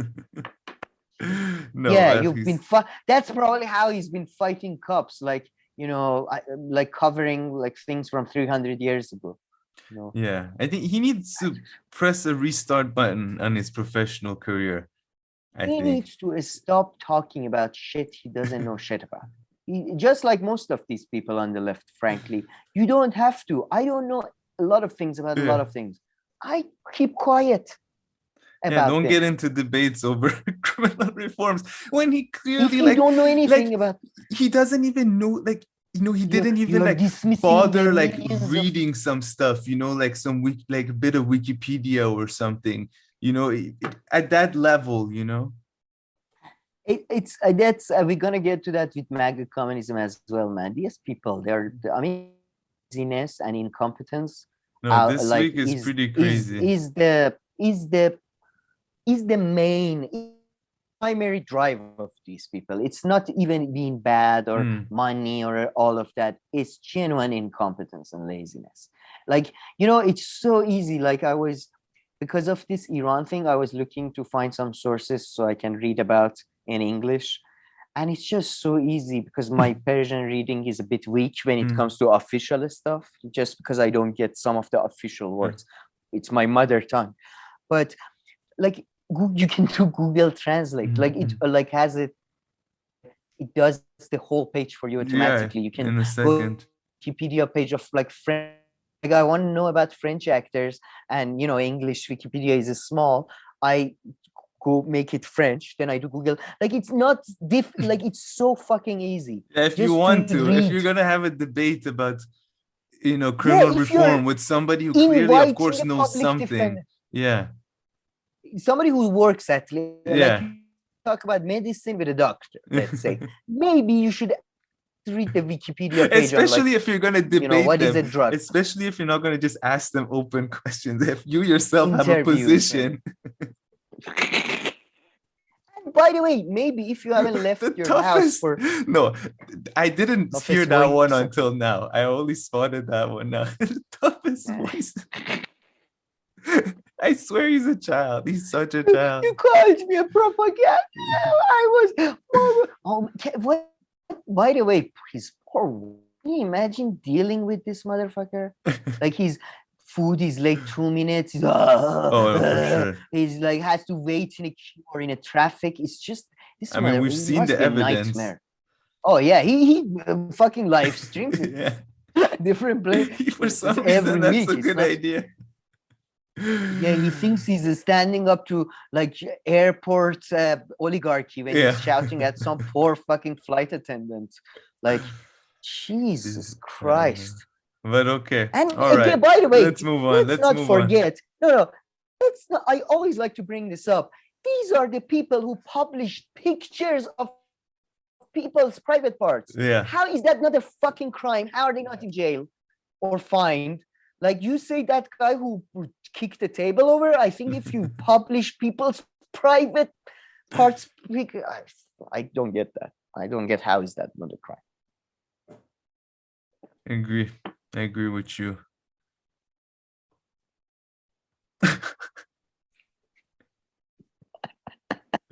So this one we don't have a story, but yes, Sam sent them, they do look like they're. I mean, right now I think about it, it's like they're in the X-Men or something. They're like, yeah, they're joining the X-Men. That's so true. I mean, I went for the clown, but go to somewhere where we can see them. I mean, I don't think in this video we can. It's just, I wish there was more focus on those two, because, oh my God. What is going on? Like, I mean, to be fair, Krystal here is much better than, No, I mean, at least Krystal looks exactly like an X-Men, like Bryan Singer X-Men, when they weren't wearing, their costume was there, but it was very, like, not quite their costume. Kyle is definitely going for the clown look, or true romance, the guy in that, the pimp in the True Romance look, I feel like. What is going on there? He has a pink bracelet, mind you.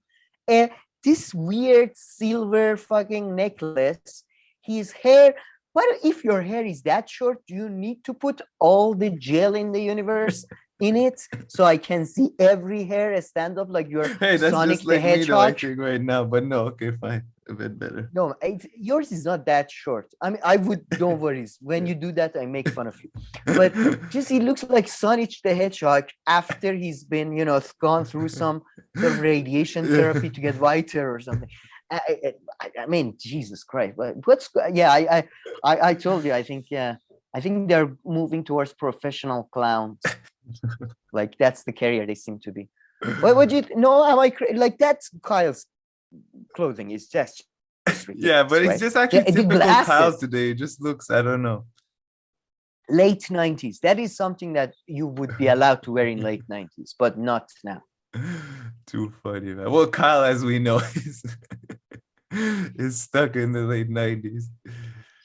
He's still like wears these jeans that are boots, boot cut jeans. Oh my God, what is wrong with you? Like seriously, can somebody help him? Like, just send him an email about like these are also other clothing people have. And where do you stand on necklace? Because I'm actually pro necklace. Oh yeah, I'm not into it too much myself, to be honest. I don't like it too much, but I know that in some parts of the States, especially people from New York and New Jersey, they really like it. But what is more interesting? Those guys, and this guy is bad. This is tacky and frankly awful and not chic at all. No, but still, it should be. Look, exactly. This is a thick fucking chain or some bullshit. A silver necklace must be very, very subtle. I don't even know the difference. And under your shirt. I see. But I was going to say, who else I've realized wears necklaces for some reason? I didn't know, or chains. Tennis players, a lot of them, while they play tennis, they have like a chain on, which I was interesting. All right, really? Oh, Federer had his goodbye match. I saw his pictures crying, and Nadal was crying too. I was like, what's going on? Really, you were crying too? Nadal. Oh, Nadal. Oh, well, was he zero? I mean, they were the same age, but no, they were rivals. Federer But Federer is older. I remember like Federer 2 years older. 10 years. He's only 2 to 3 years older than Nadal, yeah, max. Since I was like 5, Federer was famous. No, not at all, because Federer only became famous early 2000s. He's only 41. What? No way. No way. Federer became famous when you were like 12. That's when he won his first things, yeah. And Nadal is 36. So Nadal's 5 years younger. I just remember Federer from my childhood, but Nadal is always... Really? No, your childhood, it was more like Andre Agassi's... Pete Sampras, Agassi. Yeah, later days as a bald guy. Federer... Yes, the bald Agassi, I remember. Yeah, and very late Pete Sampras, like here. Yeah, very late. Yeah. And there were some Swedish people, my dad. But I'm not sure. They were, I don't know if they were people or meatballs. But yeah, man, necklace men, if they were necklace, under your, unless you're on a beach. And that's the thing. Necklaces are for when you're on a beach swimming or something. It's not that you should swim in a beach, you should swim in a swimming pool, but don't put your necklaces. And as you say, it's a very New Jersey. I wouldn't call this a New York thing. It's very New Jersey. He's from Kyle's from New York, so he's rocking it, representing. Sadly, it seems the class distinctions have God. resolved to nothingness. There was something good about this class distinctions, but now apparently anybody with a chain on his chest can live in New York. That is disgusting. Let's move on to the next story. And the glasses, by the way, the glasses. Let's not forget about these full glasses he finds from 1980s.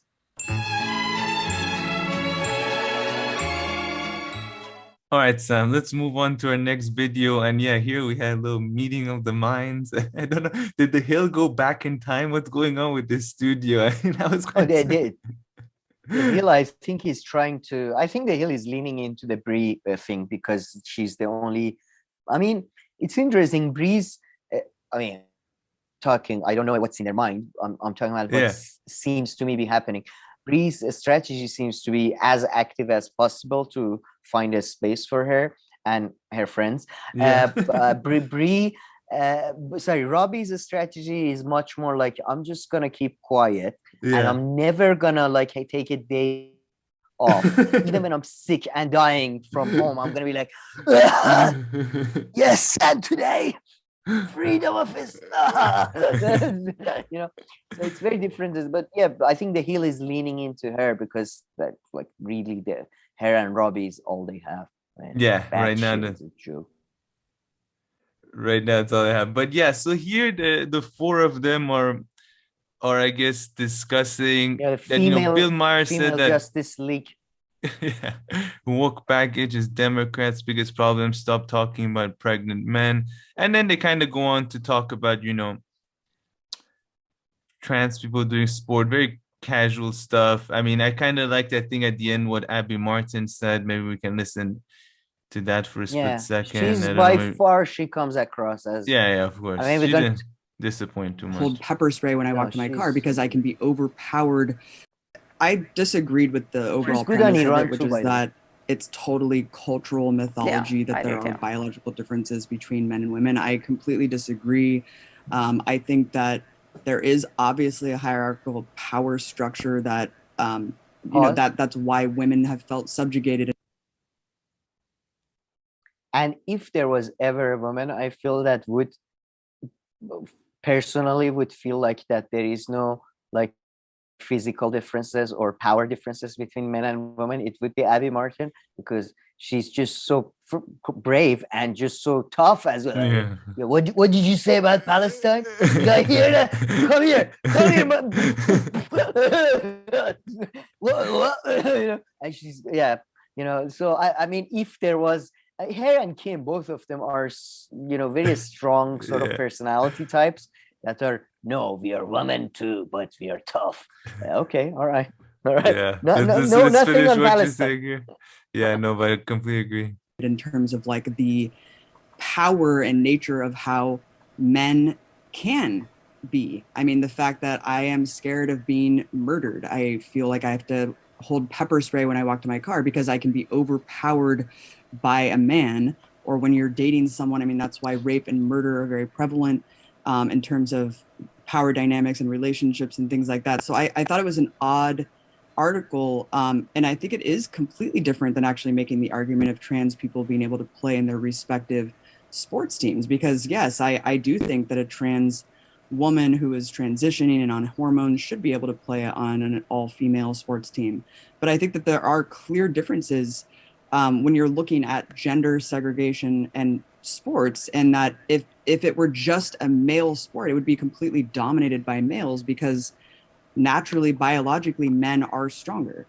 So, it's just an interesting, bizarre thing. And it is weird when you see people in the Atlantic pushing an argument like this, because it just, to me, it is like taking it in a really weird direction that I feel like is not rooted in reality. Like using the when they talk about sports, it's as if like these people had never themselves played sports or like seen how the sports system works. Like it's like, the football team now, maybe you think that's just or unjust, but not anybody can go join the football team. They even do tryouts and don't even let most of the guys join, right? It's not like some come and play and like for maybe should be like that. Maybe if you want it to be like that, that's a different conversation. Should be like that at a school at the PE class. At a lower level. No, everybody should play and everybody should exercise and all that, but not everybody's going to be. But anyway, on the team. I mean, I'm not full disclosure. I think it's in one of our shows. I wasn't like, again, like if you don't know shit, ask people. I think I asked. I really didn't know about, like, I genuinely, before this trans stuff, because I'm not into sports, I had no idea there is such a huge difference between men and women physically. I just didn't know that. But you find things out, and if you're going online talking about them in a you would, I mean, how would they categorize this? Educational, news, whatever. It's not a comedy show, so maybe read up, maybe, then I went and read about fucking fMRIs and all that. But I would say it was Brie and Abby really had. Yeah, talking. They didn't say anything too bad themselves. They just didn't contribute really. I mean, like, and the article was probably much worse than even whatever they said. The article sounds kind of interesting because it seems the article, I would be interested in, like, okay, maybe it would be good to, instead of having all male or all female national teams or country teams, maybe it would be cool to have like a ability based, like, national teams. But that's the whole point. Then it'll become just men. That's the whole point. Always, you think? Like, in a lot of sports, like the goalkeeper. What about goalkeeper? Yeah, man. The goalkeepers are insanely big and strong and athletic. Unless don't make fun of people for not knowing about the sport. Unless you know a lot of 6'5" women just hanging around. They're super athletic as very. They're not super athletic, but they're 6'2" or something. I mean, I'm just saying, I don't know. No. I'm just saying, if there is a case of a woman that happens to be particularly exceptionally athletic and, capable, they can be the exception. But listen, you don't build life around exceptions. Like, I know, I agree. I mean, yeah, sure. I'm sure there are. And then you go in different levels, then things become like that. But if you're going to do that, like, it's just going to be, No, I was just men in a lot of sports. If you're full focus on the sport performance, as in, like, we want to see the best potential performance that a team can put forward. It's about the beauty of the game. You know what? Does that make but sense? It's not really like that. But your suggestion would work at high school. Or, the funny thing is, in high schools or in schools, puberty, a lot of things depend on how many students you have. So sometimes when you have a lot, then they divide them up. Otherwise, if you don't have a lot, they sometimes mix them anyway. So I mean, it just don't. Exactly. I mean, I guess in the US, in Iran, in Iran, schools are officially segregated, right? But in rural areas, because there's just fewer students and few teachers, they're all mixed. It's like, local. But I would, I mean, look. So we're gonna talk about Rania Khalek, because in this next clip that we watch, I was really like, I was surprised. So we'll see what others. Rania Khalek's contribution here was also like, what was it exactly? I can't remember. You tell me. I don't remember. And I remember it was like, no significant contribution, I would say, but whatever. And what about our friend Katie? Nothing. Like, Katie doesn't even try to do reactions or doesn't even bother. It's really, I've realized this unusefully. Yes, Katie, she doesn't, like, have you noticed, like, she's interviewing someone and it's like Brie or whatever, they gave a passionate speech about the rights of women, and then Katie's like, she always has her computer, you're so right, now you write an article about Brazilian strikes, can you tell us about that? And it's just like, I don't know. I feel bad. Does she not get bored? Like, I'm not surprised. Like, her participation is always so she should up her participation. Well, I guess, I don't know. She's busy. What? She's not responsible for the screenshots here, I hope. Like, I hope and feel that's not one of her responsibilities as well, to take screenshots and manage the chat. Because whenever she's doing her own thing, every 5 seconds you hear that noise of the screenshot. Because I think she's preparing the thumbnail. So she's the whole time, the whole show, she's looking at the chat or she's looking at somebody. Like, she reminds me so much of young people these days when you go to gatherings and stuff, and they're just I hate it. I must say, it feels rude to me when you go to somebody and they invited you sometimes, like and then the husband or the wife, one of them is like constantly just in their phone. Oh yeah. And like that. And I give them 2 tries. I try to make conversation twice, like weather or recent news or something. And then you invite, like, what is this? Like, don't do this. I agree with you there. But man, I really feel like I'm the Katie Halper of our show in this dynamic. And make the least contribution, the least insightful contributions, as Bobby would say. And when we would interview someone, that would still be the case too. I disagree. This is a comedy. I want Katie to eventually be in a room where she shines. I will find. You need to find her in a combination where she has to carry the conversation and speak. Oh, that's okay. That I don't know. But when she's paired up with Leslie Lee or Jack or Matt, because he's good at, I guess, going along with somebody more funny. I don't know. But man, let's move on to this next clip. I was really surprised. I mean, I'm curious if anybody lets us know what they think.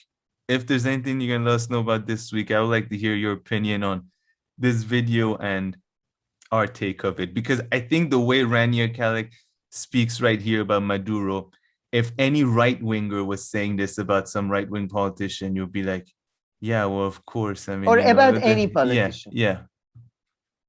But I would you be like, what the hell is this? Can you talk about something more substantial? Are you joking? This is what's wrong with mainstream media. That's all they care about, or looks and height. They don't even get this bad. I mean, hey, maybe we're being unfair though. Maybe before and after this, she really got deep into some insightful. No, I watched the whole show live.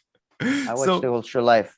They're making fun of this, but like I said, they're making fun of this. We're making fun of them, and maybe someone should make fun of us. But I don't know which one's funnier. Yeah, that's the thing. Let us know if this is a bad attempt at a joke or whatever. But yeah, this felt like, I feel like this is all, again, the theme of this episode. Thank you, and sorry, so long, and thank you for all the fish. So this is the last kind of fish we're gonna. Should we watch the Fox News part 2, or should we just skip it? I think you should, no, skip the Fox News part. No. Cities that are happening to appear, fleeing revolution. I mean, it's stupid. And a lot of people on the left. This has just gotten to a point where it just makes my blood boil. Bernie Sanders actually called Maduro a tyrant, and a lot of people on the left were angry that he did that. Yeah, I was pretty angry because I'm a big Maduro fan. Yeah, I mean, I was too, but it was also just like, big Maduro. What cheerleading is he doing? Unless he's playing hard to get, they think that like it's reverse psychology, and he's trying to like flirt with him by insulting him. I mean, they're like, these people are talking to like the lowest common denominator, and what they're saying is so ridiculous. Because like, I was in Cuba in January. You've been to Cuba. Well, you've been to Cuba. I don't know if they had internet when you were there. They had internet in Cuba. Yeah. I had decent internet. Fair enough here. That's fine. I was able to use Twitter. In fact, the only thing that I wasn't able to use in Twitter were some websites that were blocked because they're not allowed to be seen in Cuba because of the US sanctions. Right. Not because Cuba's blocking them. Yeah. So that like that alone is BS. But also, like, I really do wish that Bernie Sanders praised Maduro. I actually think Maduro is pretty awesome. I got to meet him. Oh yeah, what was he like? Very tall. I've heard he's surprisingly tall. I've heard he's fitter than he looks. He definitely is, because he looks like he looks, for some reason, he just like has a round face. So he looks like he's kind of out of shape, but he's actually tall and pretty in shape. Yeah. Or maybe he's gotten in better shape. He's a great husband. He brings his wife like everywhere. It's always complimenting her in crowds. That's nice. And the guy can like listen.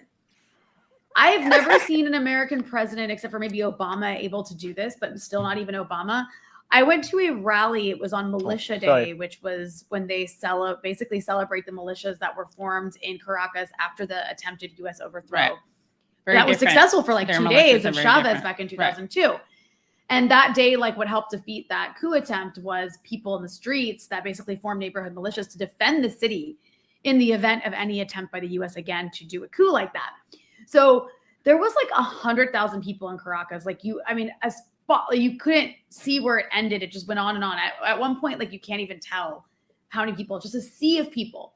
And Maduro, it's like so loud. There's music. I got to say, aesthetically, the left in Latin America is way cooler than the left in North America. Like, they're just cool. They have cool music. They have cool, like, they just have cool, like, songs, and they have like a cool feel.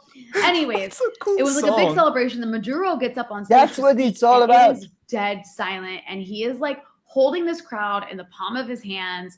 And you can just sense it. Like, people are moved by him. Right. she's impressed by a politician being respected at his own rally, like a rally that goes like to the roots of his political party. I mean, it's just like the other day my mom was like, she was like, yeah, I was watching the Queen's funeral and stuff, and nobody was making any noise. Everyone was so respectful. It was so quiet. So I mean, I was like, yeah, true, that is very nice. But I was thinking, like, what did you expect? I mean, these are all people who are big fans of her, who went together. I was like, there's police everywhere. What did you think was gonna? And these people like her. So no way, Maduro was respected at his own rally. You don't believe it in what an achievement for this tall man who's also a great husband. A great husband. I mean, that's the kind of shit that Biden used to get elected. If we're talking about that, Biden's a good dad. He'll do anything for his hunter guy. Biden is tall. Biden is tall. He loves his wife to death. I think he likes his kids more than most people like their adult kids. You don't see too many people who like their adult kids to that extent. Oh, sorry. I have to connect my computer to electricity. I might cut off. I have to do it quick. But yeah, honestly, like, we're talking about great husbands and great dads. I think Biden outdoes most people. Yeah, I'm pretty sure Biden loves Hunter way more than my dad loves me. That's like, I mean, like if I had done anything, like if I had smoking crack once, I mean, it's apparently the same as cocaine, but in my dad's head, it's like, so, he would, and again, like this is a Iranian thing we discussed before, but like, have you seen, by the way, people telling their children, like adult children, I love you? No, in Iran, that's not a thing. No, even in abroad. UK, I haven't seen that either, to be fair. It's just weird. I must say, it's a very weird thing. Usually with your dad, it's like, hello, son, do you have money? Bye. That seems to be, but it's great if you're going based on this type of thing. Yeah, Biden is amazing. Biden is the best. It's like, I like Maduro. He's pretty awesome. Who says that about a politician? Yeah. He's, whenever he does his gigs, and he has, I like the, most people like the old stuff better, but I like his new releases too. The way his brown eyes just holds the rally together. Man, does it not look like they're having like a sleepover or something? Oh, definitely. Oh, somebody in their live comments, I think somebody mentioned, besides the sleepover, I just love how tight, again, it reminded me of the Seinfeld thing with Kramer. It's just there's not enough space. Okay, we are here with Rania. I think if we lived in the same city, this is what our podcast would look like. Because I'd come over like at 10 o'clock before going to sleep. We'd record a video and then I would pass out. Yeah, exactly. That looks like what's happening. It's like 10 o'clock. They had dinner with Katie's mom. They're like, okay, thank you, Mrs. Halper. It was really delicious. Really liked it. Okay, we're going to go upstairs. Okay, girls, have fun recording your video. Yeah, they just had a discussion about, so Rania, have you met any new good clothes? No, Mrs. Halper. Mom, don't make Rania uncomfortable. After so many years, Rania comes over. I have to ask her this question. Nah, she's gonna knock now and bring them cookies, I swear. These are some cucumbers I've sliced for you. Mom, get out! You're doing a live stream. You're talking about Maduro. Talking about Maduro's eyes. You see how tall he was and how, he always pays attention to his wife. By the way, again, Stalin, Hitler, a lot of these people, I mean, Stalin famously was an asshole even in his own family.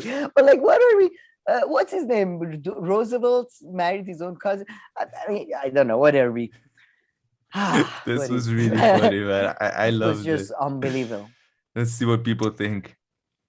But I must say, just one thing if we have any female viewers, ladies, just can you chill out a bit with the height thing? Like, we all know that height is like the most important thing for you. It's the best thing. I mean, okay, we get it. It's the manliest, best, whatever. You don't need to bring it up like every fucking time. You know, it's just at some point, it's kind of like every time, like you bring up like having a hair. You know what I mean? It's just some of us feel a bit. I used to, when I used to teach in our book, English File, that was the book. We had a topic that was like, dating type thing, right? Yeah. And it was unbelievable. For 2 years, every session, I would say, like not the overwhelming majority, 99%, every single case I can remember, the first thing girls said was height. That was like, that was the main thing. It was unbelievable. It was, and I was like, I'm sitting in front of you, you assholes. Like, can't you just add no respect for your professor? I don't know. So common courtesy. Don't put it first. Yes, seriously. Exactly. But okay, let's move on from one high-level conversation to another one. So here they have the typical communism versus capitalism, and I mean, I think all of them, none of them. I mean, Jesus, man, even Robbie slightly. No, Robbie. I'm starting to think I haven't heard Robbie mention another country except the U.S. and Cuba. I'm starting America, yeah. Honestly, I can't think of a time where he even mentioned Europe or, I mean, Africa. Of course, I don't think that's like. Maybe that's why he has better takes than the rest of them, because because as we clearly established, none of these people really has what normal people would call brain power. But like Robbie has concentrated all of his like whatever brain power he has on this one America issue. And it's just led to a slightly better takes when it comes to like, normal society and how people should like interact and all that. I think that's my. Is there anything here you would want to play? So this is about, what was this video called? U.S. imperialism and sanctions, communism. This is about Venezuela, and maybe you should. Yeah, I think you should play the first part is the fact that Biden administration is blaming the Venezuelan, not just Venezuelan regime. They keep saying they're fleeing communism. Yeah. As if like communism, what is communism is now Galactus. He has like, he's this is ridiculous. Communism is not like some monster. No, I mean, all of it. It's just there's nothing to play in this video because of course I think the things that they agree with, huh? Play. I think you can play a bit just for fun. The back and forth. Yeah, I think you get play. This right around here. I love that Brie does her usual thing in the beginning before this. Sorry, I'm just looking for. I put, to be honest, I put from minute 5 to 12 because it's all. Yeah, we'll listen to minute 5 a bit. This here. Thank you for having me on. Minute 5. So we want to ask you about this question of how much communism is really to blame for the immigrants who have chosen to leave. So yeah, this is of course a stupid question that there's nothing to talk about. Pause. Before that, no, but just the question itself is fascinating because it's good to, ask questions. But, I have, you have a stomach ache. Usually you ask your mom, your parents, whatever, whoever, your wife, whoever is around. But then you don't, go by that question. Like, you're the hill. This is not this is not our show. This is not, and we provide references for when we want to. Who is he exactly? Like, can somebody clarify? Is he expert on Venezuela? Is he expert on American immigration policy? Is he expert on anything, frankly? Man, in terms of like getting information or something out of these videos, it's really, No, but this is the hill. They can call somebody from fucking University of Caracas. Jesus fucking Christ. Yeah, play just minute 5 because it's just your usual like Brie. The guy said something. Bree's like, what he really means is that, which is like, okay, whatever. You just changed everything, but that was it. And then the back in the streets. These are the people that we support. So the idea that you're going to blame an economic model instead of our actions is ridiculous on face value. Okay, look, I also oppose many of the policies you just mentioned, the support for regime change. I would get rid of all these sanctions too. But let's not gloss over the long history of corruption and political persecution by left-wing regimes in all of these countries as well, under policies that have totally immiserated Cuba and Venezuela. It's on and on and on. I think it's laughable to say, oh, it's all the U.S.'s fault. So Cuba has a higher life expectancy than the United States, a higher literacy rate, a much better healthcare system, despite the fact that the United States stole billions of dollars from them. So I'm asking you, Robbie, what's the excuse? But Robbie did bring up Cuba States, like an idiot. Their economic system. He did. Skid Row. I mean, the collapse of American cities under progressive, liberal, democratic regimes is not really an indindictment of policies or capitalist policies. I mean, we get to if it's so great. I mean, this video should not be allowed to exist. No, I agree. Yeah, this video should be burned, like books that are. No, but seriously, neither Skid Row nor Cuba, economic models. You can, if Cuba, and as Robbie likes to call them, all the people coming from South America are the examples of people being victims of communism, this Galactus monster that is communism. Then Skid Row people are the victims of fucking capitalism. It's just everybody's just so stupid. No, this is so stupid. We're done with this video. Again, no, we are not done. Play the bit where Robbie completely. Where is that though? Fancy lad. It's right about here.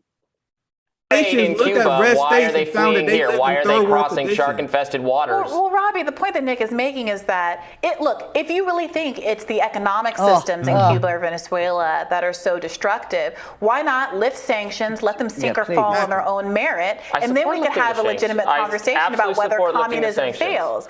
But what so many people on the left are frustrated with is that there has never been a communist or socialist government that has been allowed to freely test the model without the economic war, I love how you put it there, Nick, against them that basically rigs the game from the start. There's also never been a communist regime that doesn't imprison political dissenters, cause deliberate famines, kill millions of people. Are you saying that we don't? Are you saying that we don't? Or any? I'm not.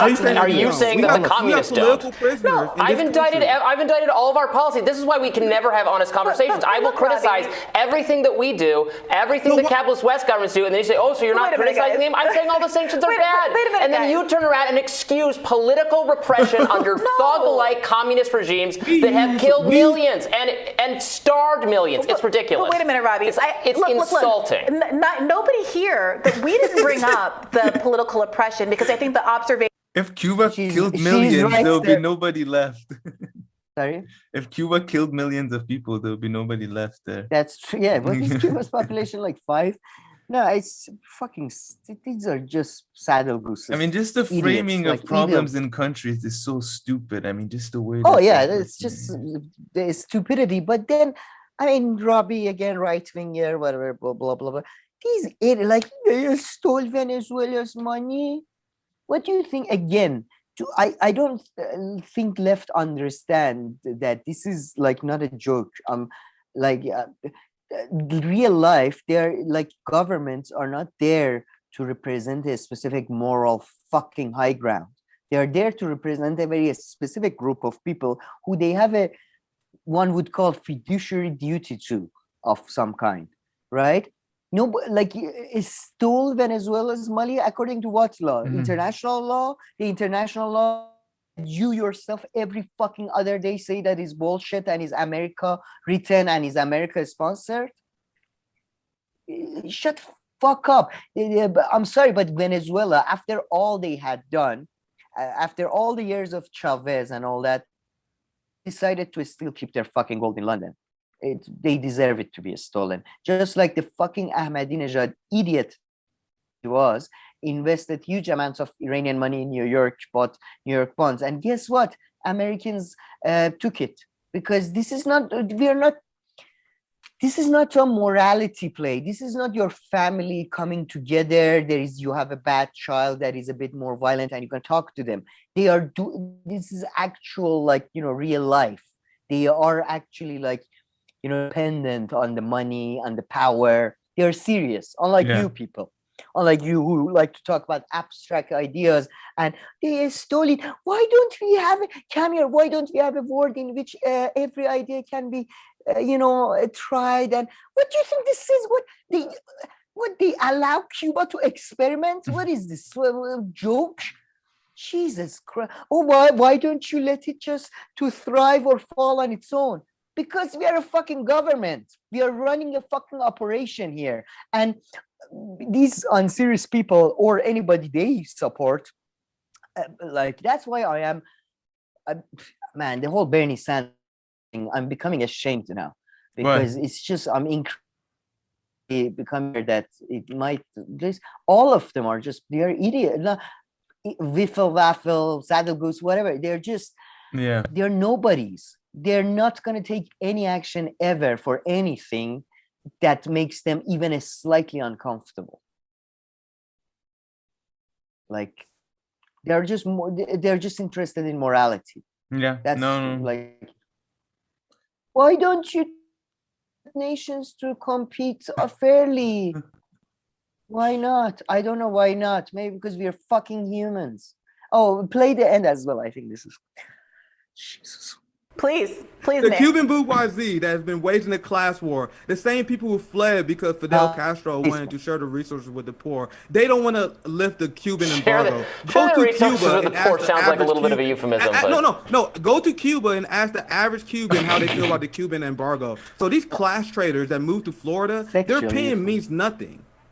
Saying they didn't want to keep the Cuban embargo? Does that sound like people who care about the country, Robbie? Or people that support U.S. hegemony and capitalist domination? Like, I want the uplifting of the global working class, and you guys rather destroy the global working class just so you guys can say zingers like communism never worked, that Cuba is failing. Leave these countries alone and allow them to thrive, and then we can talk. Until then, you have to explain to me, Robbie, what's the excuse for the United States for the massive poverty, despite the fact that we have no country sanctioning us? Where's the U.S. embargo, Robbie? But we got Skid Row. We got people without health care. 60,000 Americans die each year because they don't have health care. 300,000 plus could have lived through the COVID pandemic if we had health care. So what's the excuse for? All right, I think that's enough. Get a feel for it. Anything else you want to say? Only the Cubans that agree with him. Yeah, only the Cubans that agree with him are real Cubans. Yeah. That's fair too. By the way, guys, any Iranian, conservative Iranians, pro-regime Iranians, pro-democracy Iranians, not real Iranians. Their pain doesn't mean shit. The only real Iranian is me.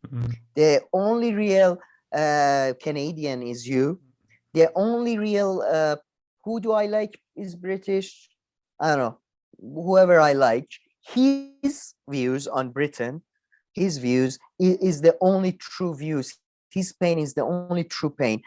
I have very low view of Cuban migrants in Florida, but to generalize like this and to come up with some memorized talking points like we don't have sanctions, why there is a Skid Row. Oh, well done. You memorized that very well. Oh, wow. What an ironic picture you drew there, you genius. It's very, very, I mean, look, man, I've lived in Iran, I'm Iranian, but I've had families who are just like those Cuban assholes in many ways. And with all their faults, and I disagree with them politically on everything. And, some of them are Trump supporters in US, but their pain was very real, I don't, you go case by cases. I'm not saying not to go case by cases, but to just so generalize so easily about everything. I agree with you. And Cuba is a very, very different case from Iran. It's just, I don't want to, and very, very different case from Venezuela, by the way. Oh yeah. Venezuela I'm not feeling sorry for Iran, Venezuela, Russia, Brazil, countries that have experienced the commodities boom and what they did with that commodities boom in 70s and again in early 2000 was just to enrich the some of the most thuggish people. Go read about some of the ministers of Maduro and all of, just see their videos. Thugs, low-level thugs. So what do we have here, Sam? This you're gonna have to explain. This was related to the Katie Halper thing. We forgot. Do we have the other thing from Katie Halper? No. No. Pull that out. Yeah. Sorry, this was related to the fact that you know how they made we made fun of them for the way they treated Maduro. Yeah. Just check out the way they talk about one celebrity. Hillary Clinton has this show right now, Gutsy, about women who are brave, and she's trying to, you know. And she did one with Counterpoints. Yes. Before getting to that, though, I just want to make the point that the hypocrisy of Katie Halper and Rania Khalek making fun of, those guys in some anyway. Yeah. But then Contrapoint, it's quite funny that this is somewhat related. Vanguard talks about this too. Contrapoint went on the same show too. Right, the Gutsy one. She's been on Chapo too. My favorite. I haven't listened to it. I just can't. I'm not a big fan, but I'm interested. It's fascinating to see how suddenly something that Anna Kasparian gets called out on so harshly. Everybody on the left is so upset about the fact that you meet with somebody from the establishment is the worst. They're worse than everything. Like you can be a racist, sexist pig, but you're not establishment. So, but she got to meet Hillary. Nobody's like, Vanguard is like, well, she's trying to normalize the trans, and if she's doing that, awful. Like I hope she fails. It's normalizing a cultish way of thinking. It's like, but I would feel the same if somebody tried to normalize Amish or Scientology beliefs. Equally stupid. So not a peep about this, and she's trying to normalize and. Katie Halper is nothing about this stuff. It's fascinating to me. I'm not surprised Katie didn't say anything, but yeah, I feel you, the Vanguard boys and saying things like that. Vanguard boys was, she's trying to, normalize the representation of trans people in the popular. So what about other culture people then? Everybody else is trying to normalize or something. I was trying to normalize Armenians, and Armenians are not well presented in America. Yeah. Normalize Americans in in the establishment and all that. So just go all these moral. Like, by the way, I don't really have a morality or principles or anything. I'll betray whatever I say today, tomorrow. But one principle I do have, I don't claim to have any principles, unlike these assholes that want to pretend to be moral prophets of some kind. I agree with you there. Okay, shall we move on to MAGA? Oh yeah, I mean this was pretty much overture to me.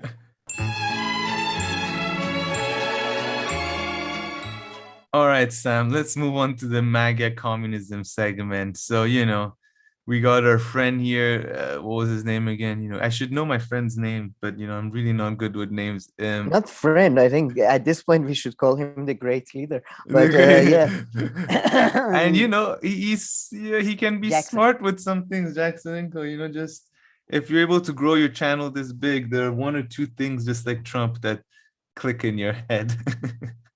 That was a very, very good comparison. Yeah, this MAGA communism thing, whatever it is, whether you came up with it or the other guy came up with it, but recognizing a cool hashtag like that, have to give it to him.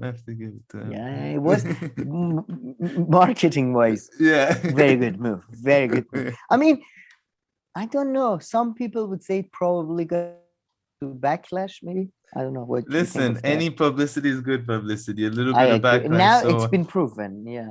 Yeah, especially with such a silly concept. I mean, if the worst thing is gonna happen is some backlash. Yeah, no, you're. I'm gonna say it is a silly expert, but I'm gonna have an interesting sort of not interesting again. Sorry. I'm gonna have something. I'm gonna ask you something. I am the most interesting person in all of media. I am. We're gonna get to the smartest man in all the whole world who finds it difficult to dumb down what he's saying, guys. It's difficult for me to dumb down what I'm saying. It's so difficult, Camille. I have so much knowledge, and it just overflows from the brain. Sometimes, in the morning I wake up and there is some knowledge on the bed, just slipped out of the ear. But yeah, Maga. I mean, look, we're gonna play first, I guess. Hinkle, then we're gonna play the people who disagree with Jackson Hinkle. I think this is probably the most concise and most public. There is a 3.5 hour video of the other guy, the infrared guy, explaining specifically what is all of this. No, I'm not going to listen to him. I don't want him to instruct me. He instructs his followers. He instructs people. Yeah. What? Oh man, this guy is and this one I think he's probably crazy. He's nuts. Like I don't think this is an act. I don't know, but I love how he keeps putting Bane in his thumbnails. Bane from Batman. Yeah. With religion. Like, oh my, this is literally like role play. Like all they're doing is. Well, okay, let's listen to this then. Let's start with this. Yeah, and let's then not dismiss the idea because of its, some of the best ideas in the world were founded by some of the worst or. Hey, and I don't fully dismiss it. You don't? Me neither in some ways. I mean, there are some areas you can capitalize if you're trying to say that, you can twist some things around, but the whole thing, yeah.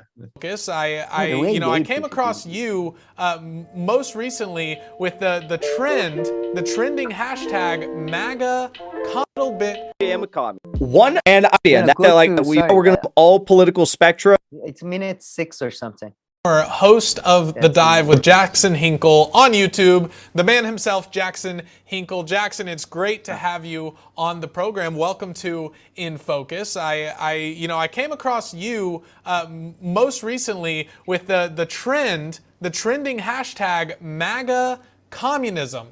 Now, a lot of people are going to hear that hashtag Maga Communism and be a little bit confused. So I'm going to let you explain what that means, because I don't think you're a communist, Jackson. Well, I actually am a communist, but at the end of the day, communists have a lot of the. No, why? Let's just watch it. Let's watch the full. I love the one America guy though. Even he's like, Jackson, come on, Jackson, please, Jackson, don't do it. Okay. Go ahead. The same goals as working class Americans made up in the MAGA movement. We want more prosperity for average Americans. We want to end big tech. We want to end big agriculture, big pharma. We want to stop the monopolies and the subsidization of monopolies all across America.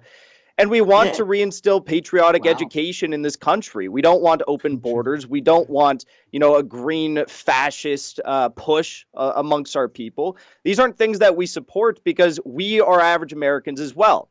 And the synthetic leftists today, the Democratic Party and the so-called progressives, they're far close, though they might call themselves socialists, they're far closer aligned with, the quote-unquote national socialists in Nazi Germany than any sort of, socialism that we see unfolding of true industrialization in, say, China today or the Soviet Union. And though, average Americans can have many disputes and concerns over the Soviet Union or China today, we have to recognize that these are two countries that chose industrialization over the World Economic Forum path today that's pushing depopulation and degrowth. So we as communists want to unite with MAGA voters and finish the job of Donald Trump, which is, uprooting liberalism from America and getting the globalists out of the MAGA movement, because there's so many globalists that are trying to co-opt the MAGA movement and bring about neoconservatism in the MAGA movement. We need to do away with that. We need to do away with people like John Bolton and Mike Pompeo and make sure that this is truly a working class movement. Now, Jackson, I'm going to push back just a little bit because you and I, it sounds like, agree on a whole slew of things. I despise big pharma. I despise big tech. I despise the deep state regime. But where's the differentiation? Who likes these things? Like, I've never met someone who's like, I'm #1 fan of big pharma and deep state. Those are my two things. That's what I'm into. Secret cults that sacrifice people, human blood. Love them. I've always been a fan. Huge pharmaceutical company. Love. Oh my God. Rip me off while I'm suffering. It's just, it feels great. But play a bit more because it's even more fun. Yeah. Okay. Here is, I would consider myself a conservative populist, and it sounds like, the views that you're espousing definitely fall on that line. So what makes you a communist specifically? Well, first of all, communism and Marxism historically has always been conservative. It's a new era of communism in the West that claims to be adherent to these liberal leftist values. So this is not true Marxism. This is Marxism funded by. One of the things that I found very fascinating, and helped me to like one of the things that made me like Soviet Union in the beginning more, and then not that Soviet Union is like a thing you can like per se, but like you find out about the fact that, for example, Soviet women relatively up to a certain point had been much freer than significant other parts of the world, and to the past that it had been like compare like all the women from Soviet era have like 2 different degrees or something. They were all highly educated and highly, and not to mention the fact that I'm pretty sure there was no before US got rid of segregation and all Jim Crow and all that.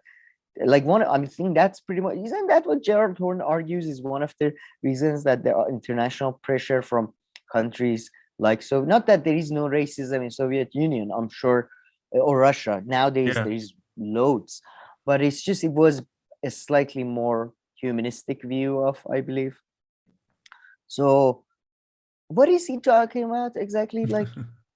Conservative, I think these were at the times revolutionary, or am I mistaken? Is conservatism change? Is it now about freedom of women? Or I agree with you. No, I mean, listen, I've never heard somebody who seemingly knows so little about Marxism or the Soviet Union talk about it so much. I think he must hold a record on that. So the thing is, I'm not with him. I'm not quite sure if he doesn't with the infrared guy, whether he knows, doesn't know, whatever. This guy, man, I don't know. This a store brand Kendall. I just don't trust him at all. I don't know. It's just, play a bit more. You hear by George Soros, and they're trying to take away what Marxism actually means for the American people. Marxism does reflect, a populist worldview. It is communism. It's common tradition. These are the things that we should be supporting. Viewing the world through the lens of dialectical materialism. And at the end of the day, it means securing a future that is worth living in. And the only way we can do that is by combating these major institutions, the monopolies, Wall Street, the City of London, and telling them that we are not for sale. You cannot. Okay. No, I mean, I think we get. No. Wait. The point. What are you trying to hear? No. He just about now. He own us. You cannot own our. After this, he asks. He says, "Play a bit." Our country is for us and accelerating, productive growth in this very country, and that's something that the Democratic Party and the Rhino conservatives stand in the way of doing. They're telling us that we are going to own nothing and be happy. I mean, that's just insane. They want to govern us through debt slavery. We need to fight back against that. And that's why I think that communists who support growth, who support industrialization in the hands of workers rather than major monopolies who are stealing our, wealth from us, unite with MAGA voters on. So Jackson, I think the point that I disagree with here is, with the whole point, you're going to own nothing and be happy. That is the globalist goal. That also does fall under the umbrella of communism when you trace it throughout its history. I don't remember any communist regime that's actually had the workers in control of the goods and services of the country or of their nation. American Marxism and communism is going to be based on a rich history of labor struggles within the United States. And we do have that. The globalists and the liberals are trying to erase that rich history of labor struggles from within our own borders. But we need to actually unite behind that, learn that history, and recognize that we have to take power in our own hands. Communists today in America don't support the eradication of, say, private property or anything like that. What we support is more growth, more wealth, more businesses for the people, until we reach a point where we have, economic prosperity for all. So, again. So he's not even advocating for communism?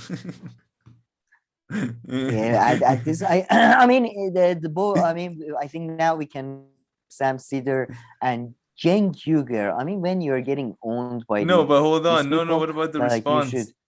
Oh, sorry. You're right. First, this response. First, some like the more. But did you like? Yeah. I mean, words don't mean anything. Like, look, I know what he's getting at. I know what I think I know what grift he's driving at, frankly. But that's the thing, though. Like, I mean, that's core to any good grift, though, isn't it? To mix the target, mix him up in the pet by using countries. Just say this and that, and one thing that you kind of agree with, then like one complete bullshit, and then that throw George Soros in the globalist. Just everything that you can find. Don't be specific. Yeah. Use keywords that make people that make them feel warm inside. Yeah. Like, oh, he doesn't like George Soros. I don't like George Soros. Must be a good guy. Let's see what they have to say here. Ben Norton and Danny. In the past 10 years is to say we have to vote Democrat because they're lesser evil. All these so-called MAGA communists who are not communists in any way, according to any consistent definition of the term, they're not even socialists. These people are doing the exact opposite. They're doing a reverse lesser evilism. They're saying that we should recruit among Republicans. We should basically cater our politics to the Republican Party and say that the Republicans are lesser evil and tell people quite literally to vote for Donald Trump. That's what these so-called MAGA communists are doing, literally. And that I don't agree with. I don't think the Republican Party is the better option. I don't think either one of these parties is the better option. If anything, you should be leaving the duopoly altogether. So I agree with Ben about that. Like, I think that's ridiculous. I'm not going down that road. And I think we need to ask ourselves why. Why would people want to promote that if you know that both parties are corporate, if you know that both parties support corporate interest and not the people? Why would you want to push people towards the other party that is still having corporate interest best at hand? Why would you want to do that? So no, this whole idea of MAGA communism, I don't agree with that. I don't think MAGA supporters or Trump supporters would embrace communism. They would not. If anything, we would have to change our policies. We would have to change our positions and come on board with. I think even Jackson didn't really embrace communism. He's like, well, communism will keep private property. No, communists in America today are for private property. Apparently, they are for increased wealth creation. And increased successful businesses. So it's basically communism doesn't mean it. Communism at this point, communism is distinguishable from like your average like centrist like economy. That's exactly the point, by the way, goddamn Sam Seder and Emma Vigeland make. And they're 100% right. Basically, based on Jackson's definition, Joe Biden is a communist at this point. Like, but play for this play the very beginning, because again he makes a good point from years minutes. Sorry, I think it's one check. Goddamn Seder. What was it? Cenk versus Samson. Oh, minute 2:50. 50th. We will figure it out.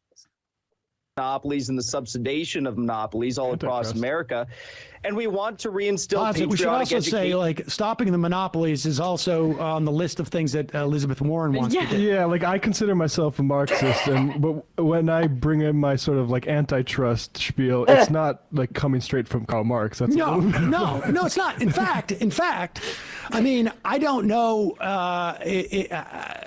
how. What his branding is today. But if you're for state communism, the concept of monopolies in and of themselves are not necessarily a bad thing. Yeah, you want state monopolies on all that stuff. Big agriculture in a different sense. I think if you're like an anarchic communist, then it's a different story. No, man. Jackson Hinkle, though, that was smart, man. The Maga, did this guy come up with it like, inadvertently, though? This guy, I think, look, with all the greatest like marketing schemes like Islam, Christianity, usually what you have is a crazy person coming up with the idea, and then you have some other some parasite or not parasite. Parasites are good.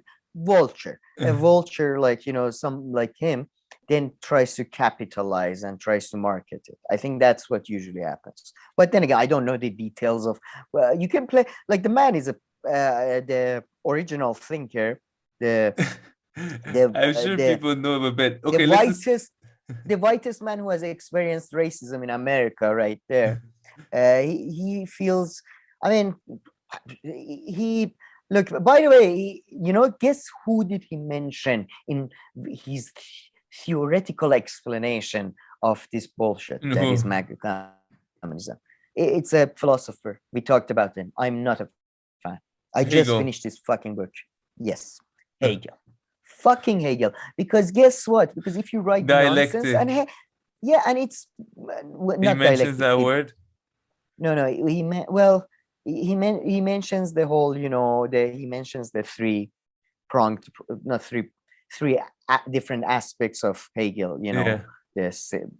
So, I mean, he didn't I think he's familiar with the actual work because, I'm sure, in his case, I think he's actually familiar with the work because of the way he described Hegel's thing did sound like Hegel, like not the Wikipedia version. Yeah. It sounded like Hegel's own version. And but I would say Hegelism is Maga Communism.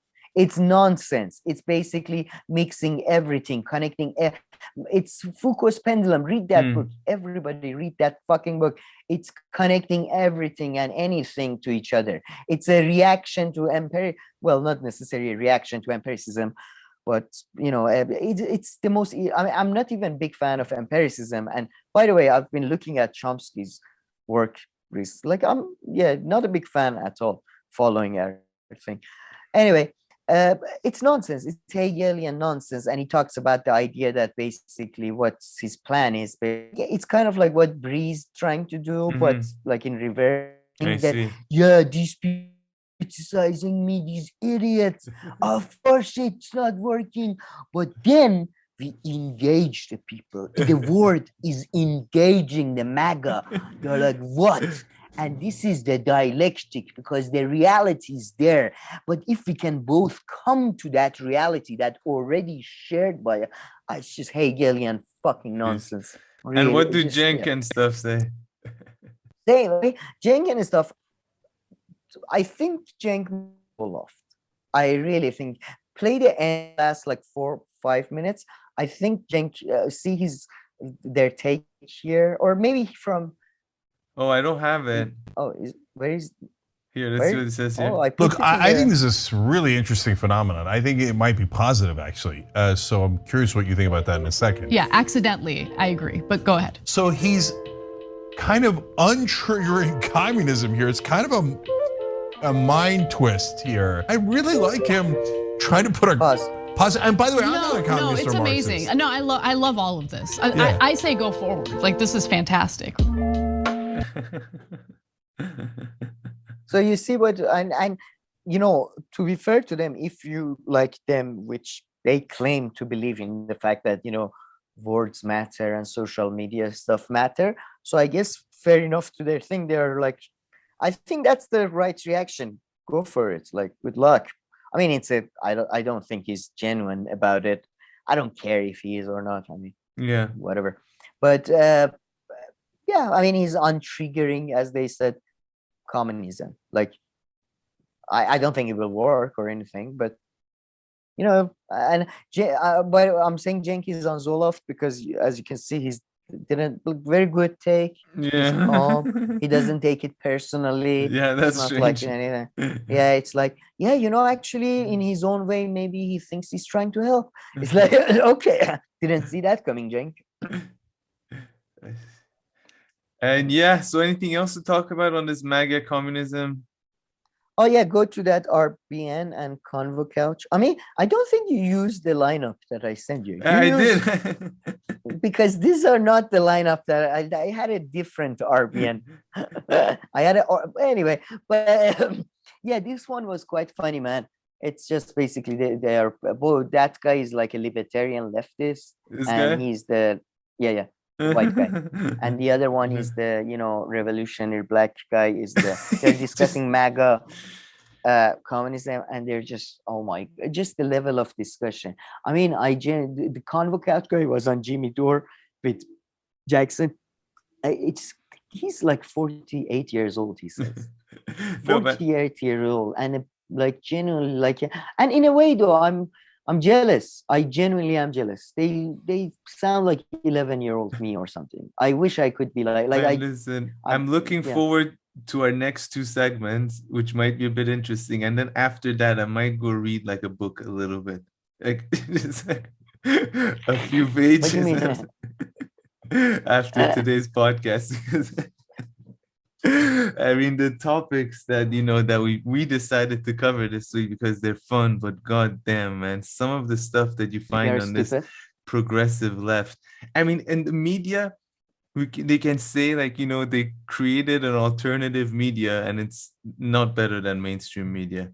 Like on YouTube, there are so many people now, and they're like 1.5 are good at times.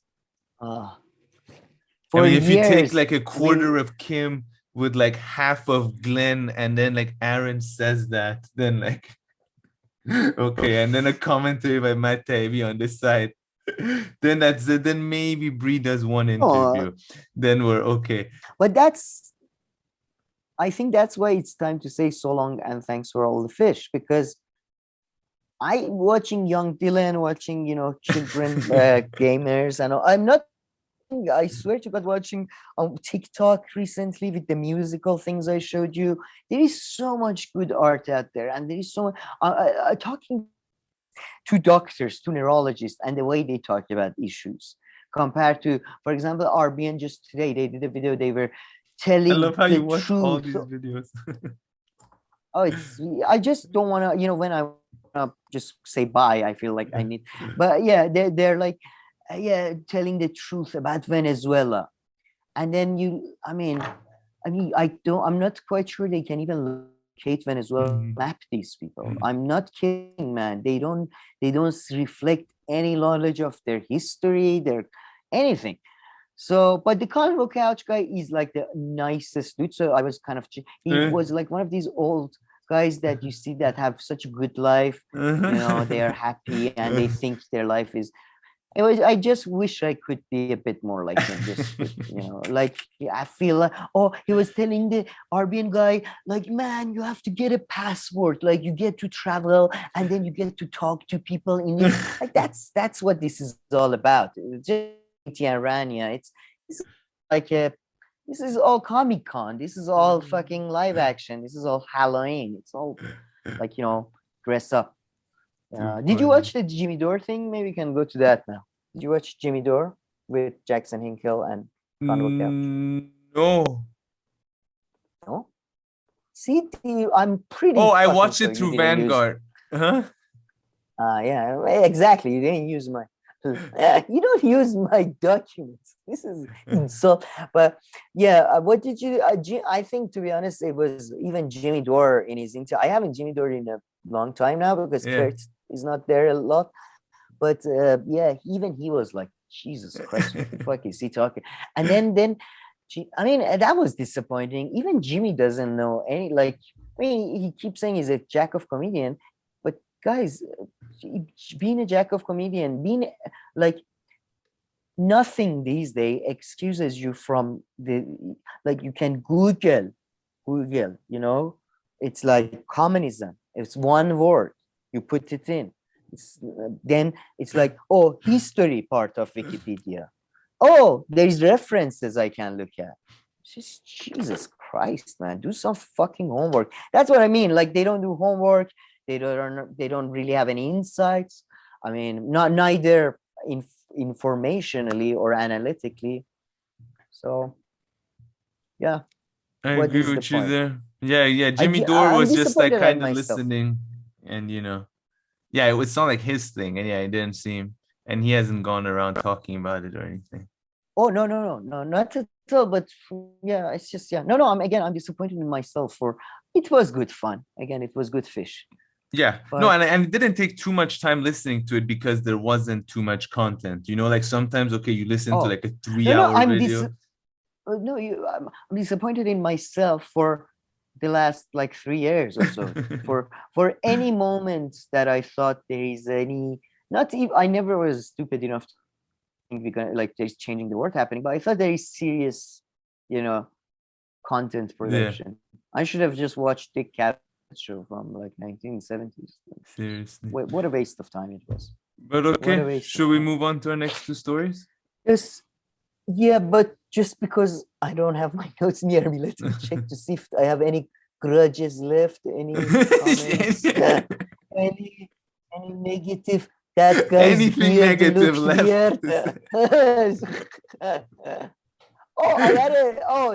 had a good joke. See, I had a good joke. I was about to escape. The heel. Maybe you can go to the heel one, the one with Robin. RBN. Do you still have that? Oh no, I don't have that anyway. All right. Yeah. And or the heel. Do you feel like, you know, I have a friend. She's we've been friends from a very young age, right? And she always brings these weird boyfriends that she finds from different places. Like one time she brought this like a ski instructor, like 30 years her age. One time she brought this, like, you know, what was it? Oh, she brought this weird Lebanese guy who was like he was proper Muslim and stuff. And all that. Like, and in Iran, as you know, everybody in the party was like in a corner and he was there. Like everyone, don't get close.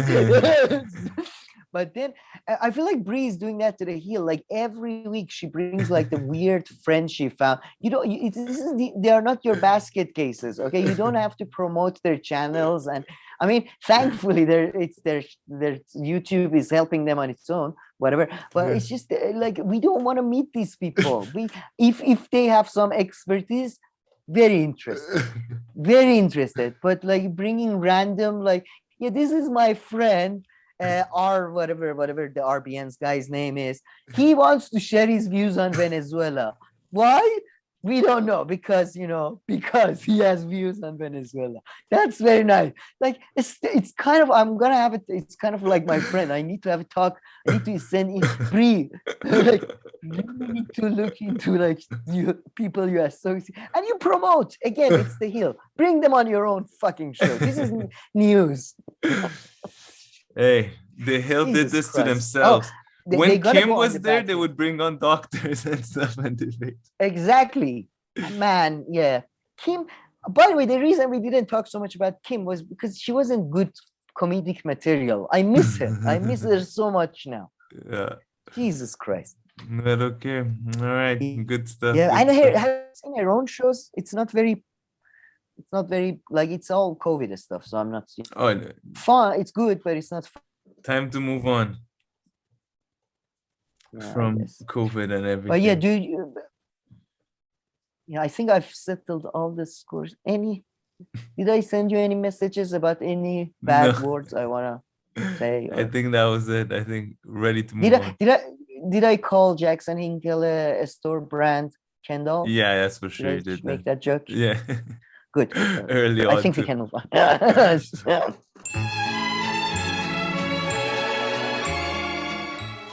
All right, Sam, let's move on. So what do we have here? I watched this a little bit. It's an Al Jazeera documentary on MAGA. Tell us a little bit about it and how it connects to our previous story and everything. So if people are actually interested in seeing what kind of, I believe Norton actually goes into some detail about I don't like when people keep starting about their family members and how they have family members who are like this or like that. Who said that? Ben Norton. He has a family member who Trump supporters or MAGA fans or something. Yeah, I mean, I don't see how should I trust anybody like this, this presumption that I trust anyone. Like I don't expect anybody to trust me for anything. I would, I strongly cautious against that. But this, for example, Al Jazeera documentary is very interesting, and it goes into some depth into the different Q-Anon and its relations with Trump supporters, because recently I think Trump is increasingly adopting Q-Anon sort of. He's been more welcoming towards these people. And I would say Chapo Trap House, with all my disagreements, I think they were 100% right on this, that QAnon is basically Shiaism. It's unbelievably close to Shiaism in so many ways. And it's kind of, again, maybe this is a confirmation bias, because for a long time I've been thinking Protestantism is very similar to Shiism. And I think this is just unbelievable, like the level of parallels, the idea of occultation being in the hiding with the, John F. Kennedy Jr. thing. And then the idea of you had these message board, what do you call them? The people who are in charge of the message board, editors. I see. And they acted as the, interpreters of and this is exactly what happens early on with the first, with what they call the short occultation in Shia Islam. You have these 4 people claiming to be the ones in contact with the hidden imam and telling you all these. It's unbelievable. It's unbelievable. But this was, I think, an interesting documentary, and I suggest everybody watch that documentary. The name escapes my mind right now. The QAnon one I told you. This one, a different one. The one that. Oh yeah, like the 6-part. Was it an HBO one? It was a 6-part HBO one, 6-part one. Yeah. Watch that too. It's fascinating. That's one of my homeworks I never got to finish. Sam gave me that as homework. I watched the first episode, then I bailed.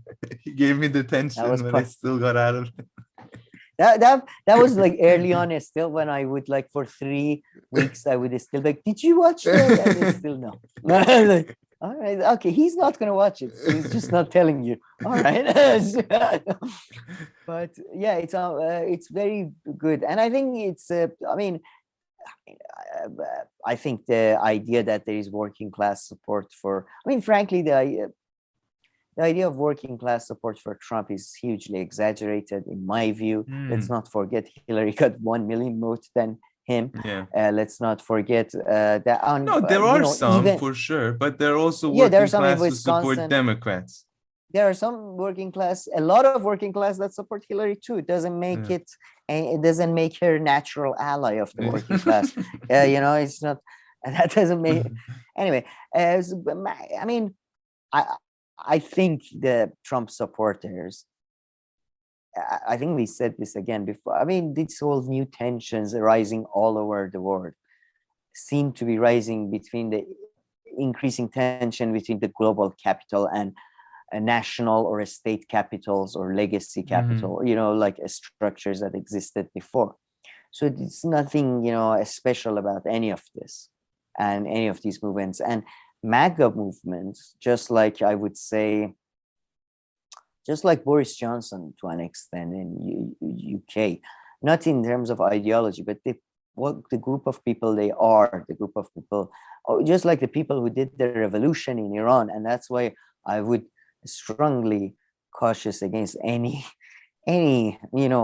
idea of alignment with these people. is that they're petty bourgeoisie, like lumpen, lumpen bourgeoisie, even I would call them, as in they don't, they're nouveau riche. They have petty kings type figures, just hillbillies of some kind or the other, same in Iran as in America. They're not, what I mean? That's the segment that is being represented. It's not the working class. It's nothing, you know what I mean? Like not that a small business owners are all having an amazing time, but it's, they're not especially being exploited. However, they tend to be the loudest. Like they tend to be the most annoying people on earth. And I'm being everybody's being. So yeah, I think, yeah, check them out. Maybe I'm wrong about them, but I think, again, this is a generalization. I'm sure there is some that are working class, MAGA. Yeah, of course. No, I'm sure there are some. Of course. I mean, there are some. Apparently, there are some communists. That's like so support funny. Trump. So there is everything in this world. It's just all that. So that was good. And just to end this, and it's a good transition to the Iran topic we're going to talk about. That this is a scene. I suggest everybody check it out. I think I should play it for copyright purposes, but yeah, this is a scene in which young Batman Bruce Begins. Wayne, Yeah, in Batman Begins. Yeah, sick scene, dope scene. What a dope. One of my favorites of all time, because he's very young, and he goes to confront the evil criminal mafia boss who's like running the city and stuff. And he just walks up in there and stuff.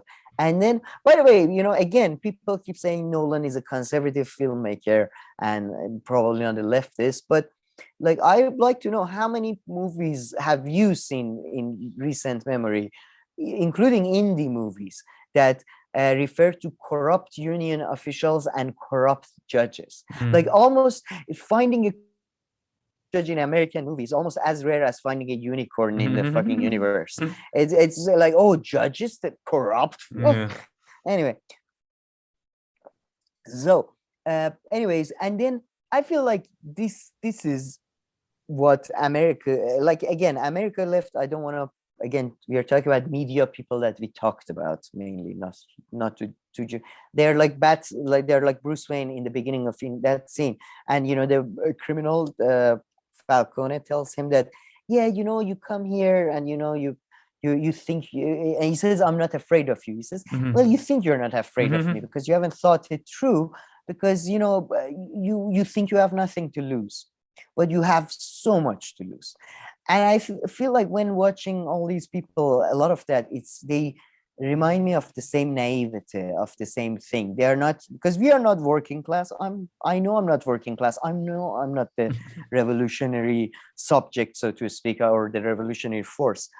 And therefore, maybe I should play a different role in the place that I am. Maybe I shouldn't, anyway, but, the naivety, and then, it's just these people, I have a feeling these people, if faced with true power, most of them would not really like live up to half of the claims they're making, frankly. Well, I mean, their media doesn't they messed up the media part, so I don't know if they got in power. I agree with you. Probably wouldn't. Maybe I'm going by myself here, because I'm not standing up to any power for sure, but I haven't seen any of these people do in any significant way either. So, and I'm tired of them constantly shouting on air beginning, mid, end of their show, give us money to fight the algorithm, to fight the media. First time they post a picture of their bloody nose after a fight, I might give them some money, because I don't see much fighting going on here. Fair enough. But on a more positive note, I do feel like globally, maybe people are coming around more to my positioning and we're moving towards the end of Batman Begins.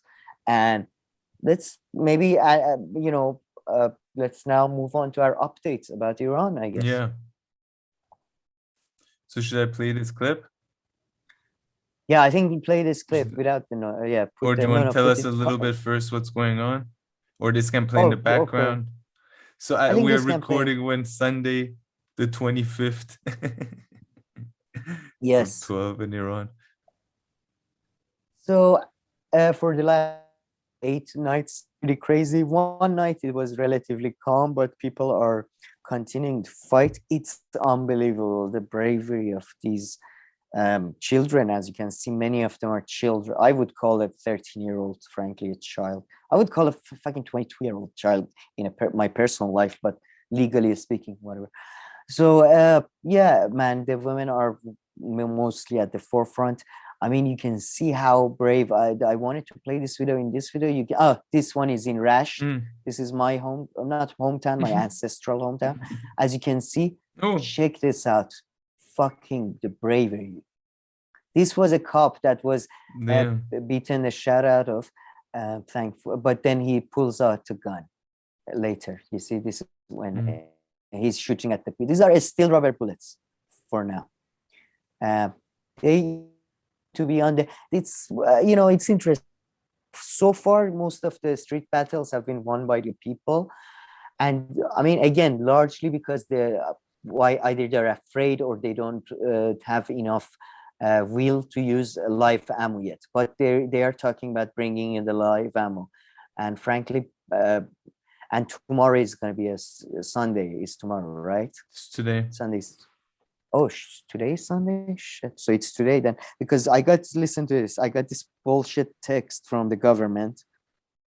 It's gather like a big gathering of support of the Quran, of the mosque, and of the holy flag of Iran. At 4 o'clock, the Revolutionary Square. So they're like, it's there. I mean, it's frightening because, these people have, I mean, people keep comparing them to Cuba and China and stuff, which shows what do they know. These people, like Iranian regime, should be compared to KKK.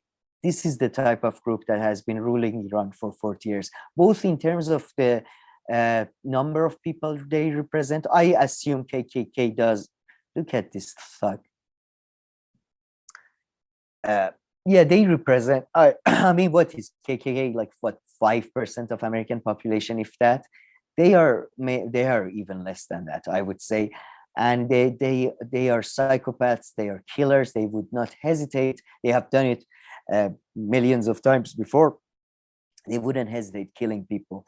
So, I mean, I hope people succeed, and nobody's backing down for now. But again, when they bring in the live ammo. Yeah. And is there any bias introduced by the fact that this video is from this channel, or in this case, this channel is funded by Saudi Arabia? I am 100% sure they are biased in their reporting, but all these videos you can see are from Instagram, and again, but you can believe me, you cannot believe me, whatever.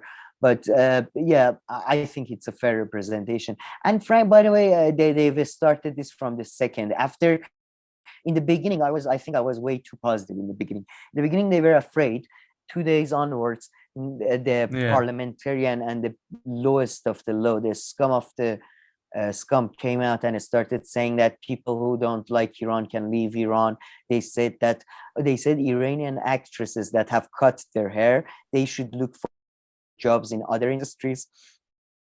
They said we get to a number of people. I'm going to talk about one specifically. They said all their belongings should be confiscated by the government. The Iranian equivalent of New York Times, Kayhan, has called for government to show no mercy in putting down the riffraff and the criminal elements. Yeah, and the criminal, they're like 13. So I mean, it's and the audacity of these people to say that these people are foreign elements, or they're they're separatists, they're Kurdish people. And Kurdish people, amazingly, they have, like, even in London, they avoided even a single slogan of separatist slogans. Basically, So the audacity of these people they made us a livestock of the world. Like Justin Trudeau, a piece of shit asshole who used to put blackface on his face, is now telling us that, oh, you should be more civilized, you should be more cultured. I mean, Joe Biden, a fucking Alzheimer's, fucking psychopath, a piece of shit who regarded people segregationists. He regarded genuine segregationists as his friends. He gave eulogies to them.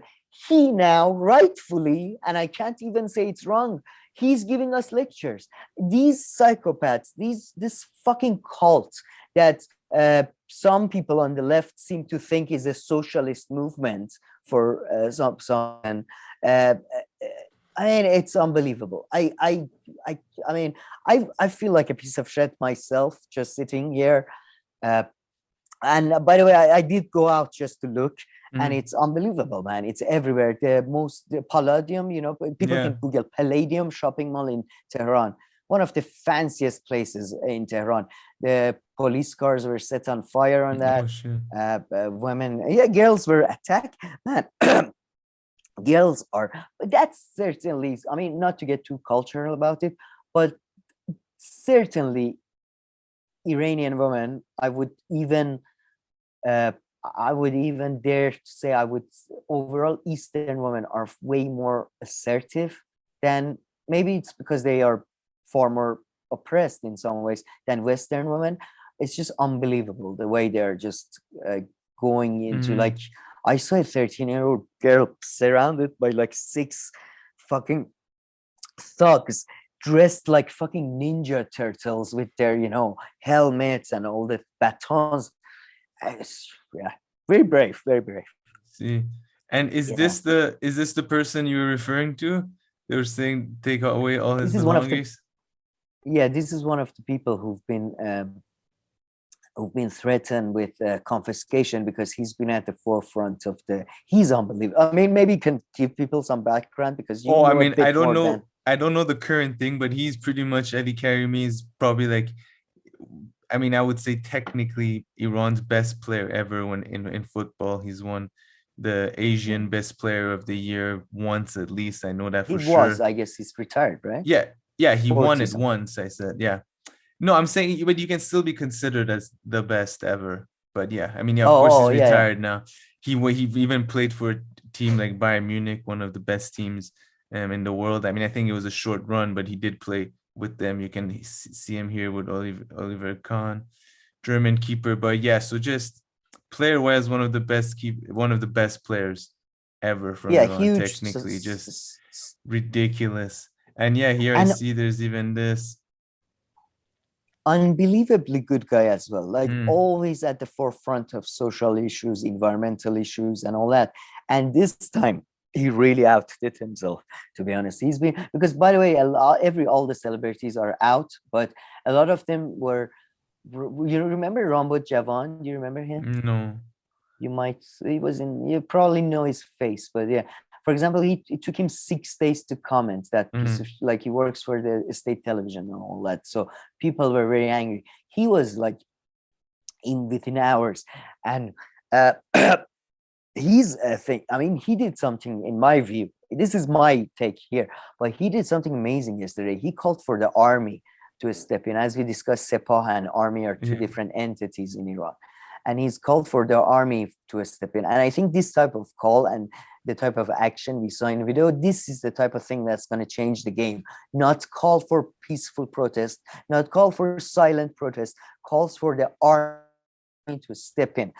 And by the way, legally, at Iranian law, Islamic Republic's own law, going to the protest, everything they're doing, according to Islamic Republic's and all the laws, any kind of protest is legitimate and is legal. Political parties, if they want to do it, like they fucking do today at 4 o'clock, apparently, they have to get permission from home office. People, we don't have to get permission from nobody. So it's unbelievable. Yeah. So I think his calls for the army, by the way, are officially has come out and said they support the police, blah, blah, blah. But I think if people like him do more calls like that, we might see something. So, yeah, we'll see. One of the more important developments was 2 nights ago. One small city, I believe it's in West Azerbaijan, 40,000 people. It fell. They managed to kick out all the security forces, and again, the way the Islamic Republic works, because they don't have any social base, they don't have any supporters, they don't have anyone. They have people in the city, and the 3 people, like out of 40,000, that's how many they can get. 3, and they are very, very rich, very, very rich. So that's, with all the money and all the power, they can get 3 people out of 40,000. See, people burn down their homes. They ran away to the military and all that. They took the next day. The police were back in that town. People are being extremely smart. Like there is all these strategizing going on to focus on doing actions in the right time intervals, because the people have realized now that they don't have enough forces to cover the small ones, because Iran is very rough terrain as well, mountainous and all that. So yeah, it's getting quite tough. But I'm guessing the next 2 days will be quite decisive. Very interesting. Yeah, I mean, look, again, I'm not doing anything. I feel like a piece of shit and all that, but whatever. And is this related to it as well? No, this was a source. I just put this up. This is about the Iranian social security system, and it's regarding the retirees. And again, I did some research on the health insurance and national insurance, social security in Iran. And yeah, like anybody telling you Iran is a left or Islamic Republic has anything to do with socialism, social causes, leftist causes, positive causes of any kind, they're lying to you. They are the worst of the worst. They are, okay, maybe they're just a bit better than KKK. I give them that. They're not like racist. They're just super sexist. And,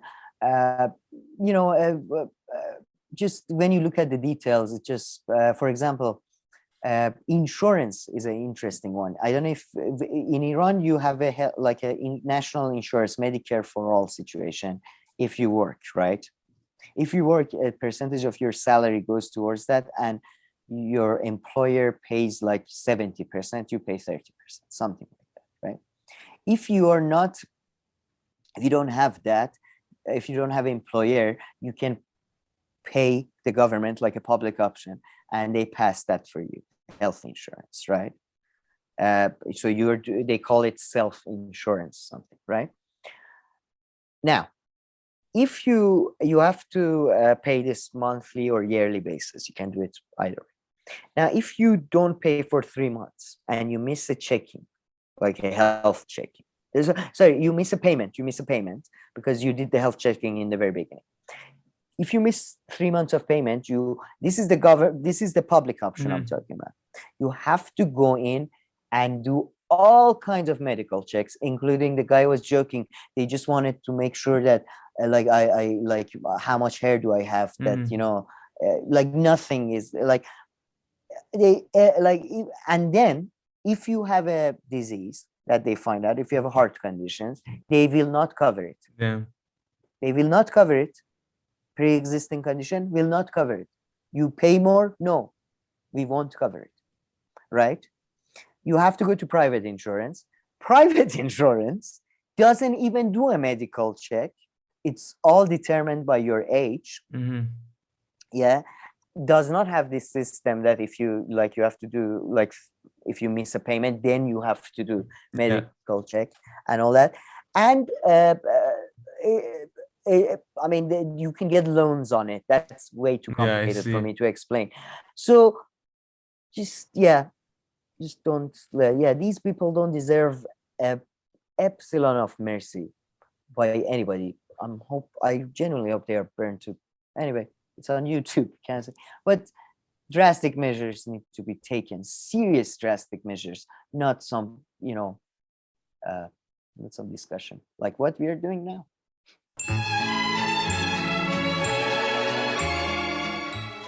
Okay, Sam, before we move on to our next story, I think there was still something you want to mention on Ali Karimi. Just not that I'm a big fan of. As we discuss, what I'm doing here is just, a waste of time. I should be doing something better. But and Twitter bans and Instagram bans, all that is ridiculous. But there was one interesting one, which was he's just the day after they killed Mahsa, they murdered, Mahsa Amini. The minister, was it, or one member of the parliament, did a post on Instagram that said, what's it called? That said, if you have the third child, because now they are very much into family promotion. They are very much like, Elon. They are so worried about the declining world population.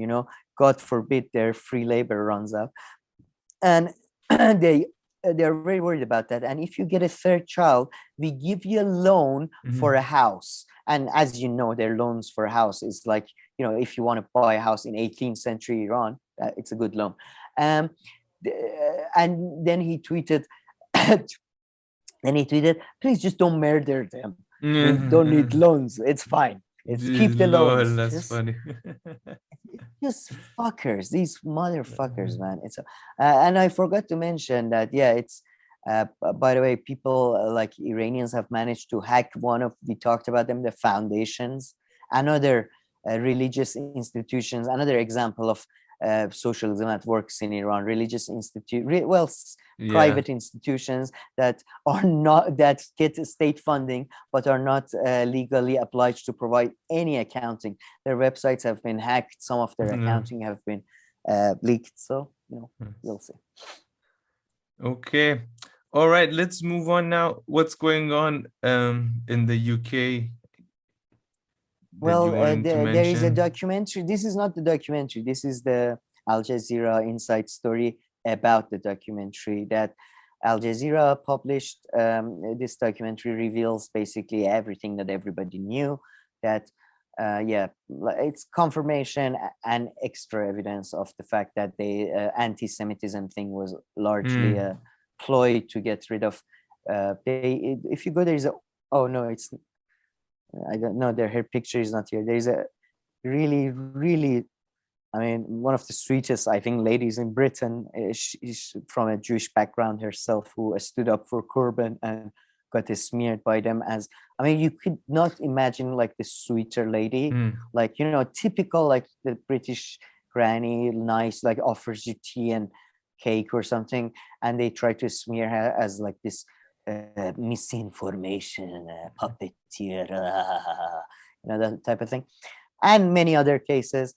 And then in this inside story was about how is that gonna affect future of the Labour Party, which is the old guy, the old professor, does a fantastic job of analyzing everything, and I think he's right that sadly it's not gonna have much of sad knowing the truth now, as always, with the left, for example, there is one part, the guy, Alex guy, who used to write for Corbyn, says that, one segment of the party had democratic mandate. One segment of the party, the right wing, didn't have democratic mandate and used clandestine or underhanded tactics to get rid of us. Yeah, welcome to the fucking real world, my son. You know what I mean? It's just like, okay.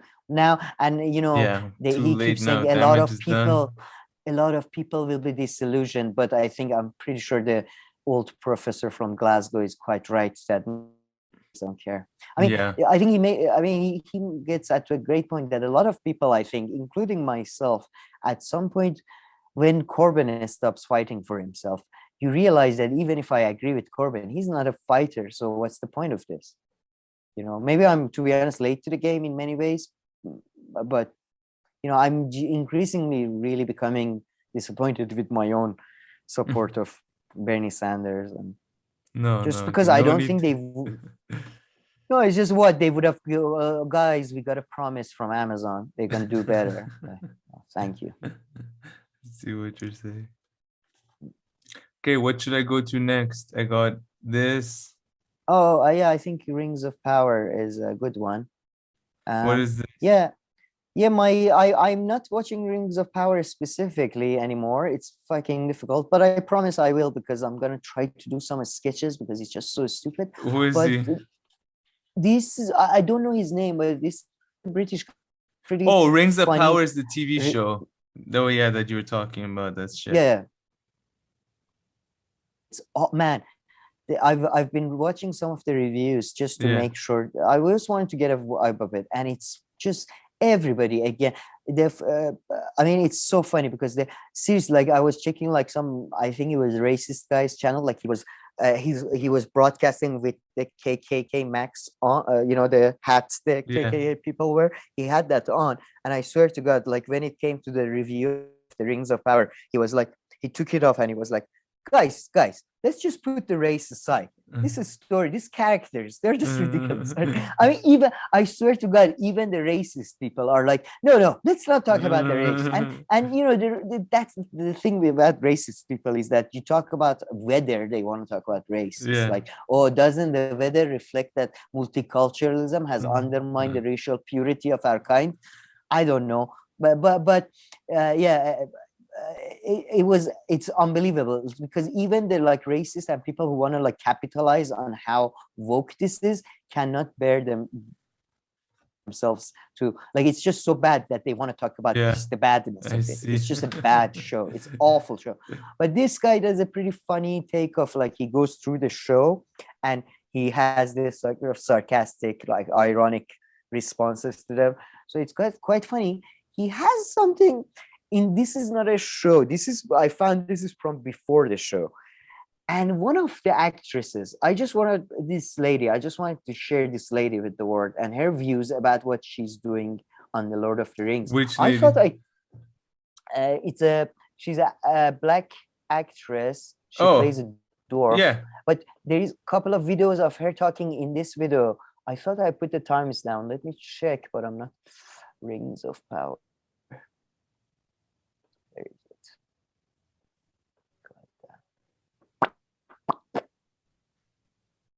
Sorry, I may have forgotten to write this down. I blame the internet censorship that is going on in Iran right now.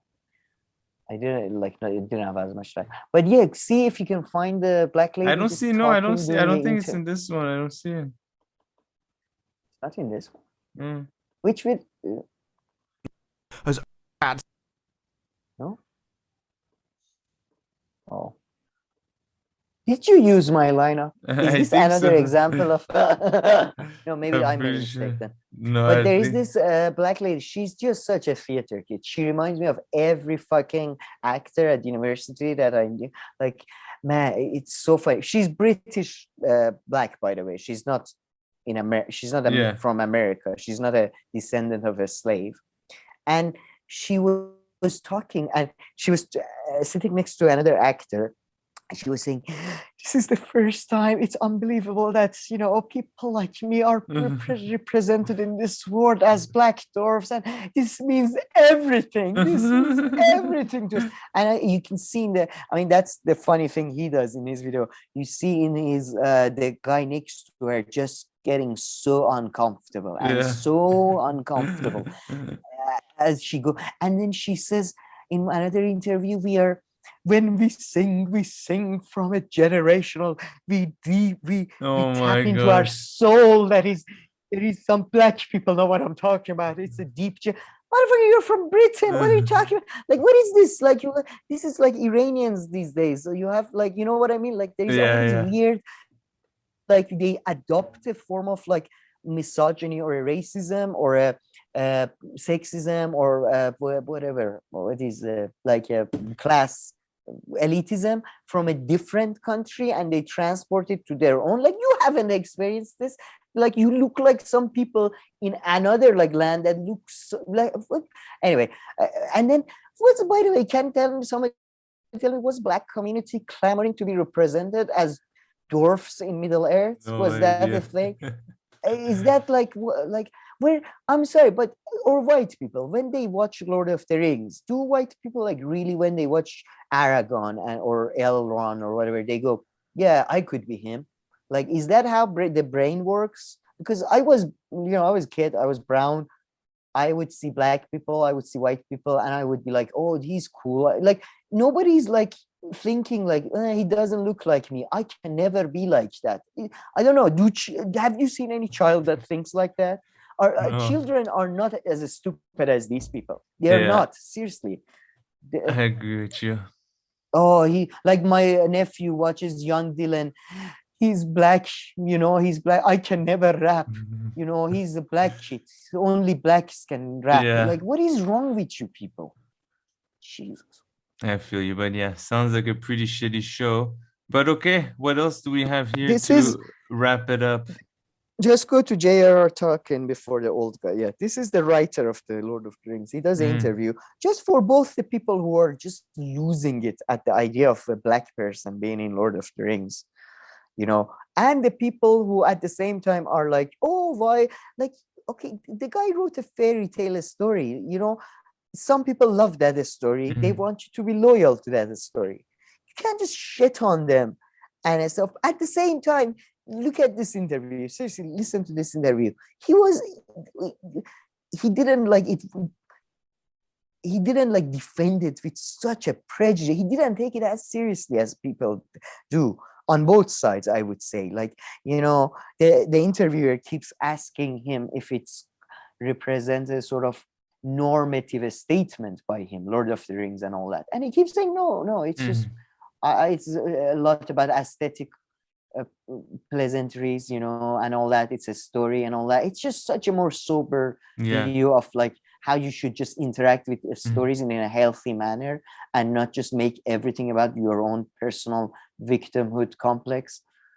I'm just saying, So it's an old interview, right? This is like an old.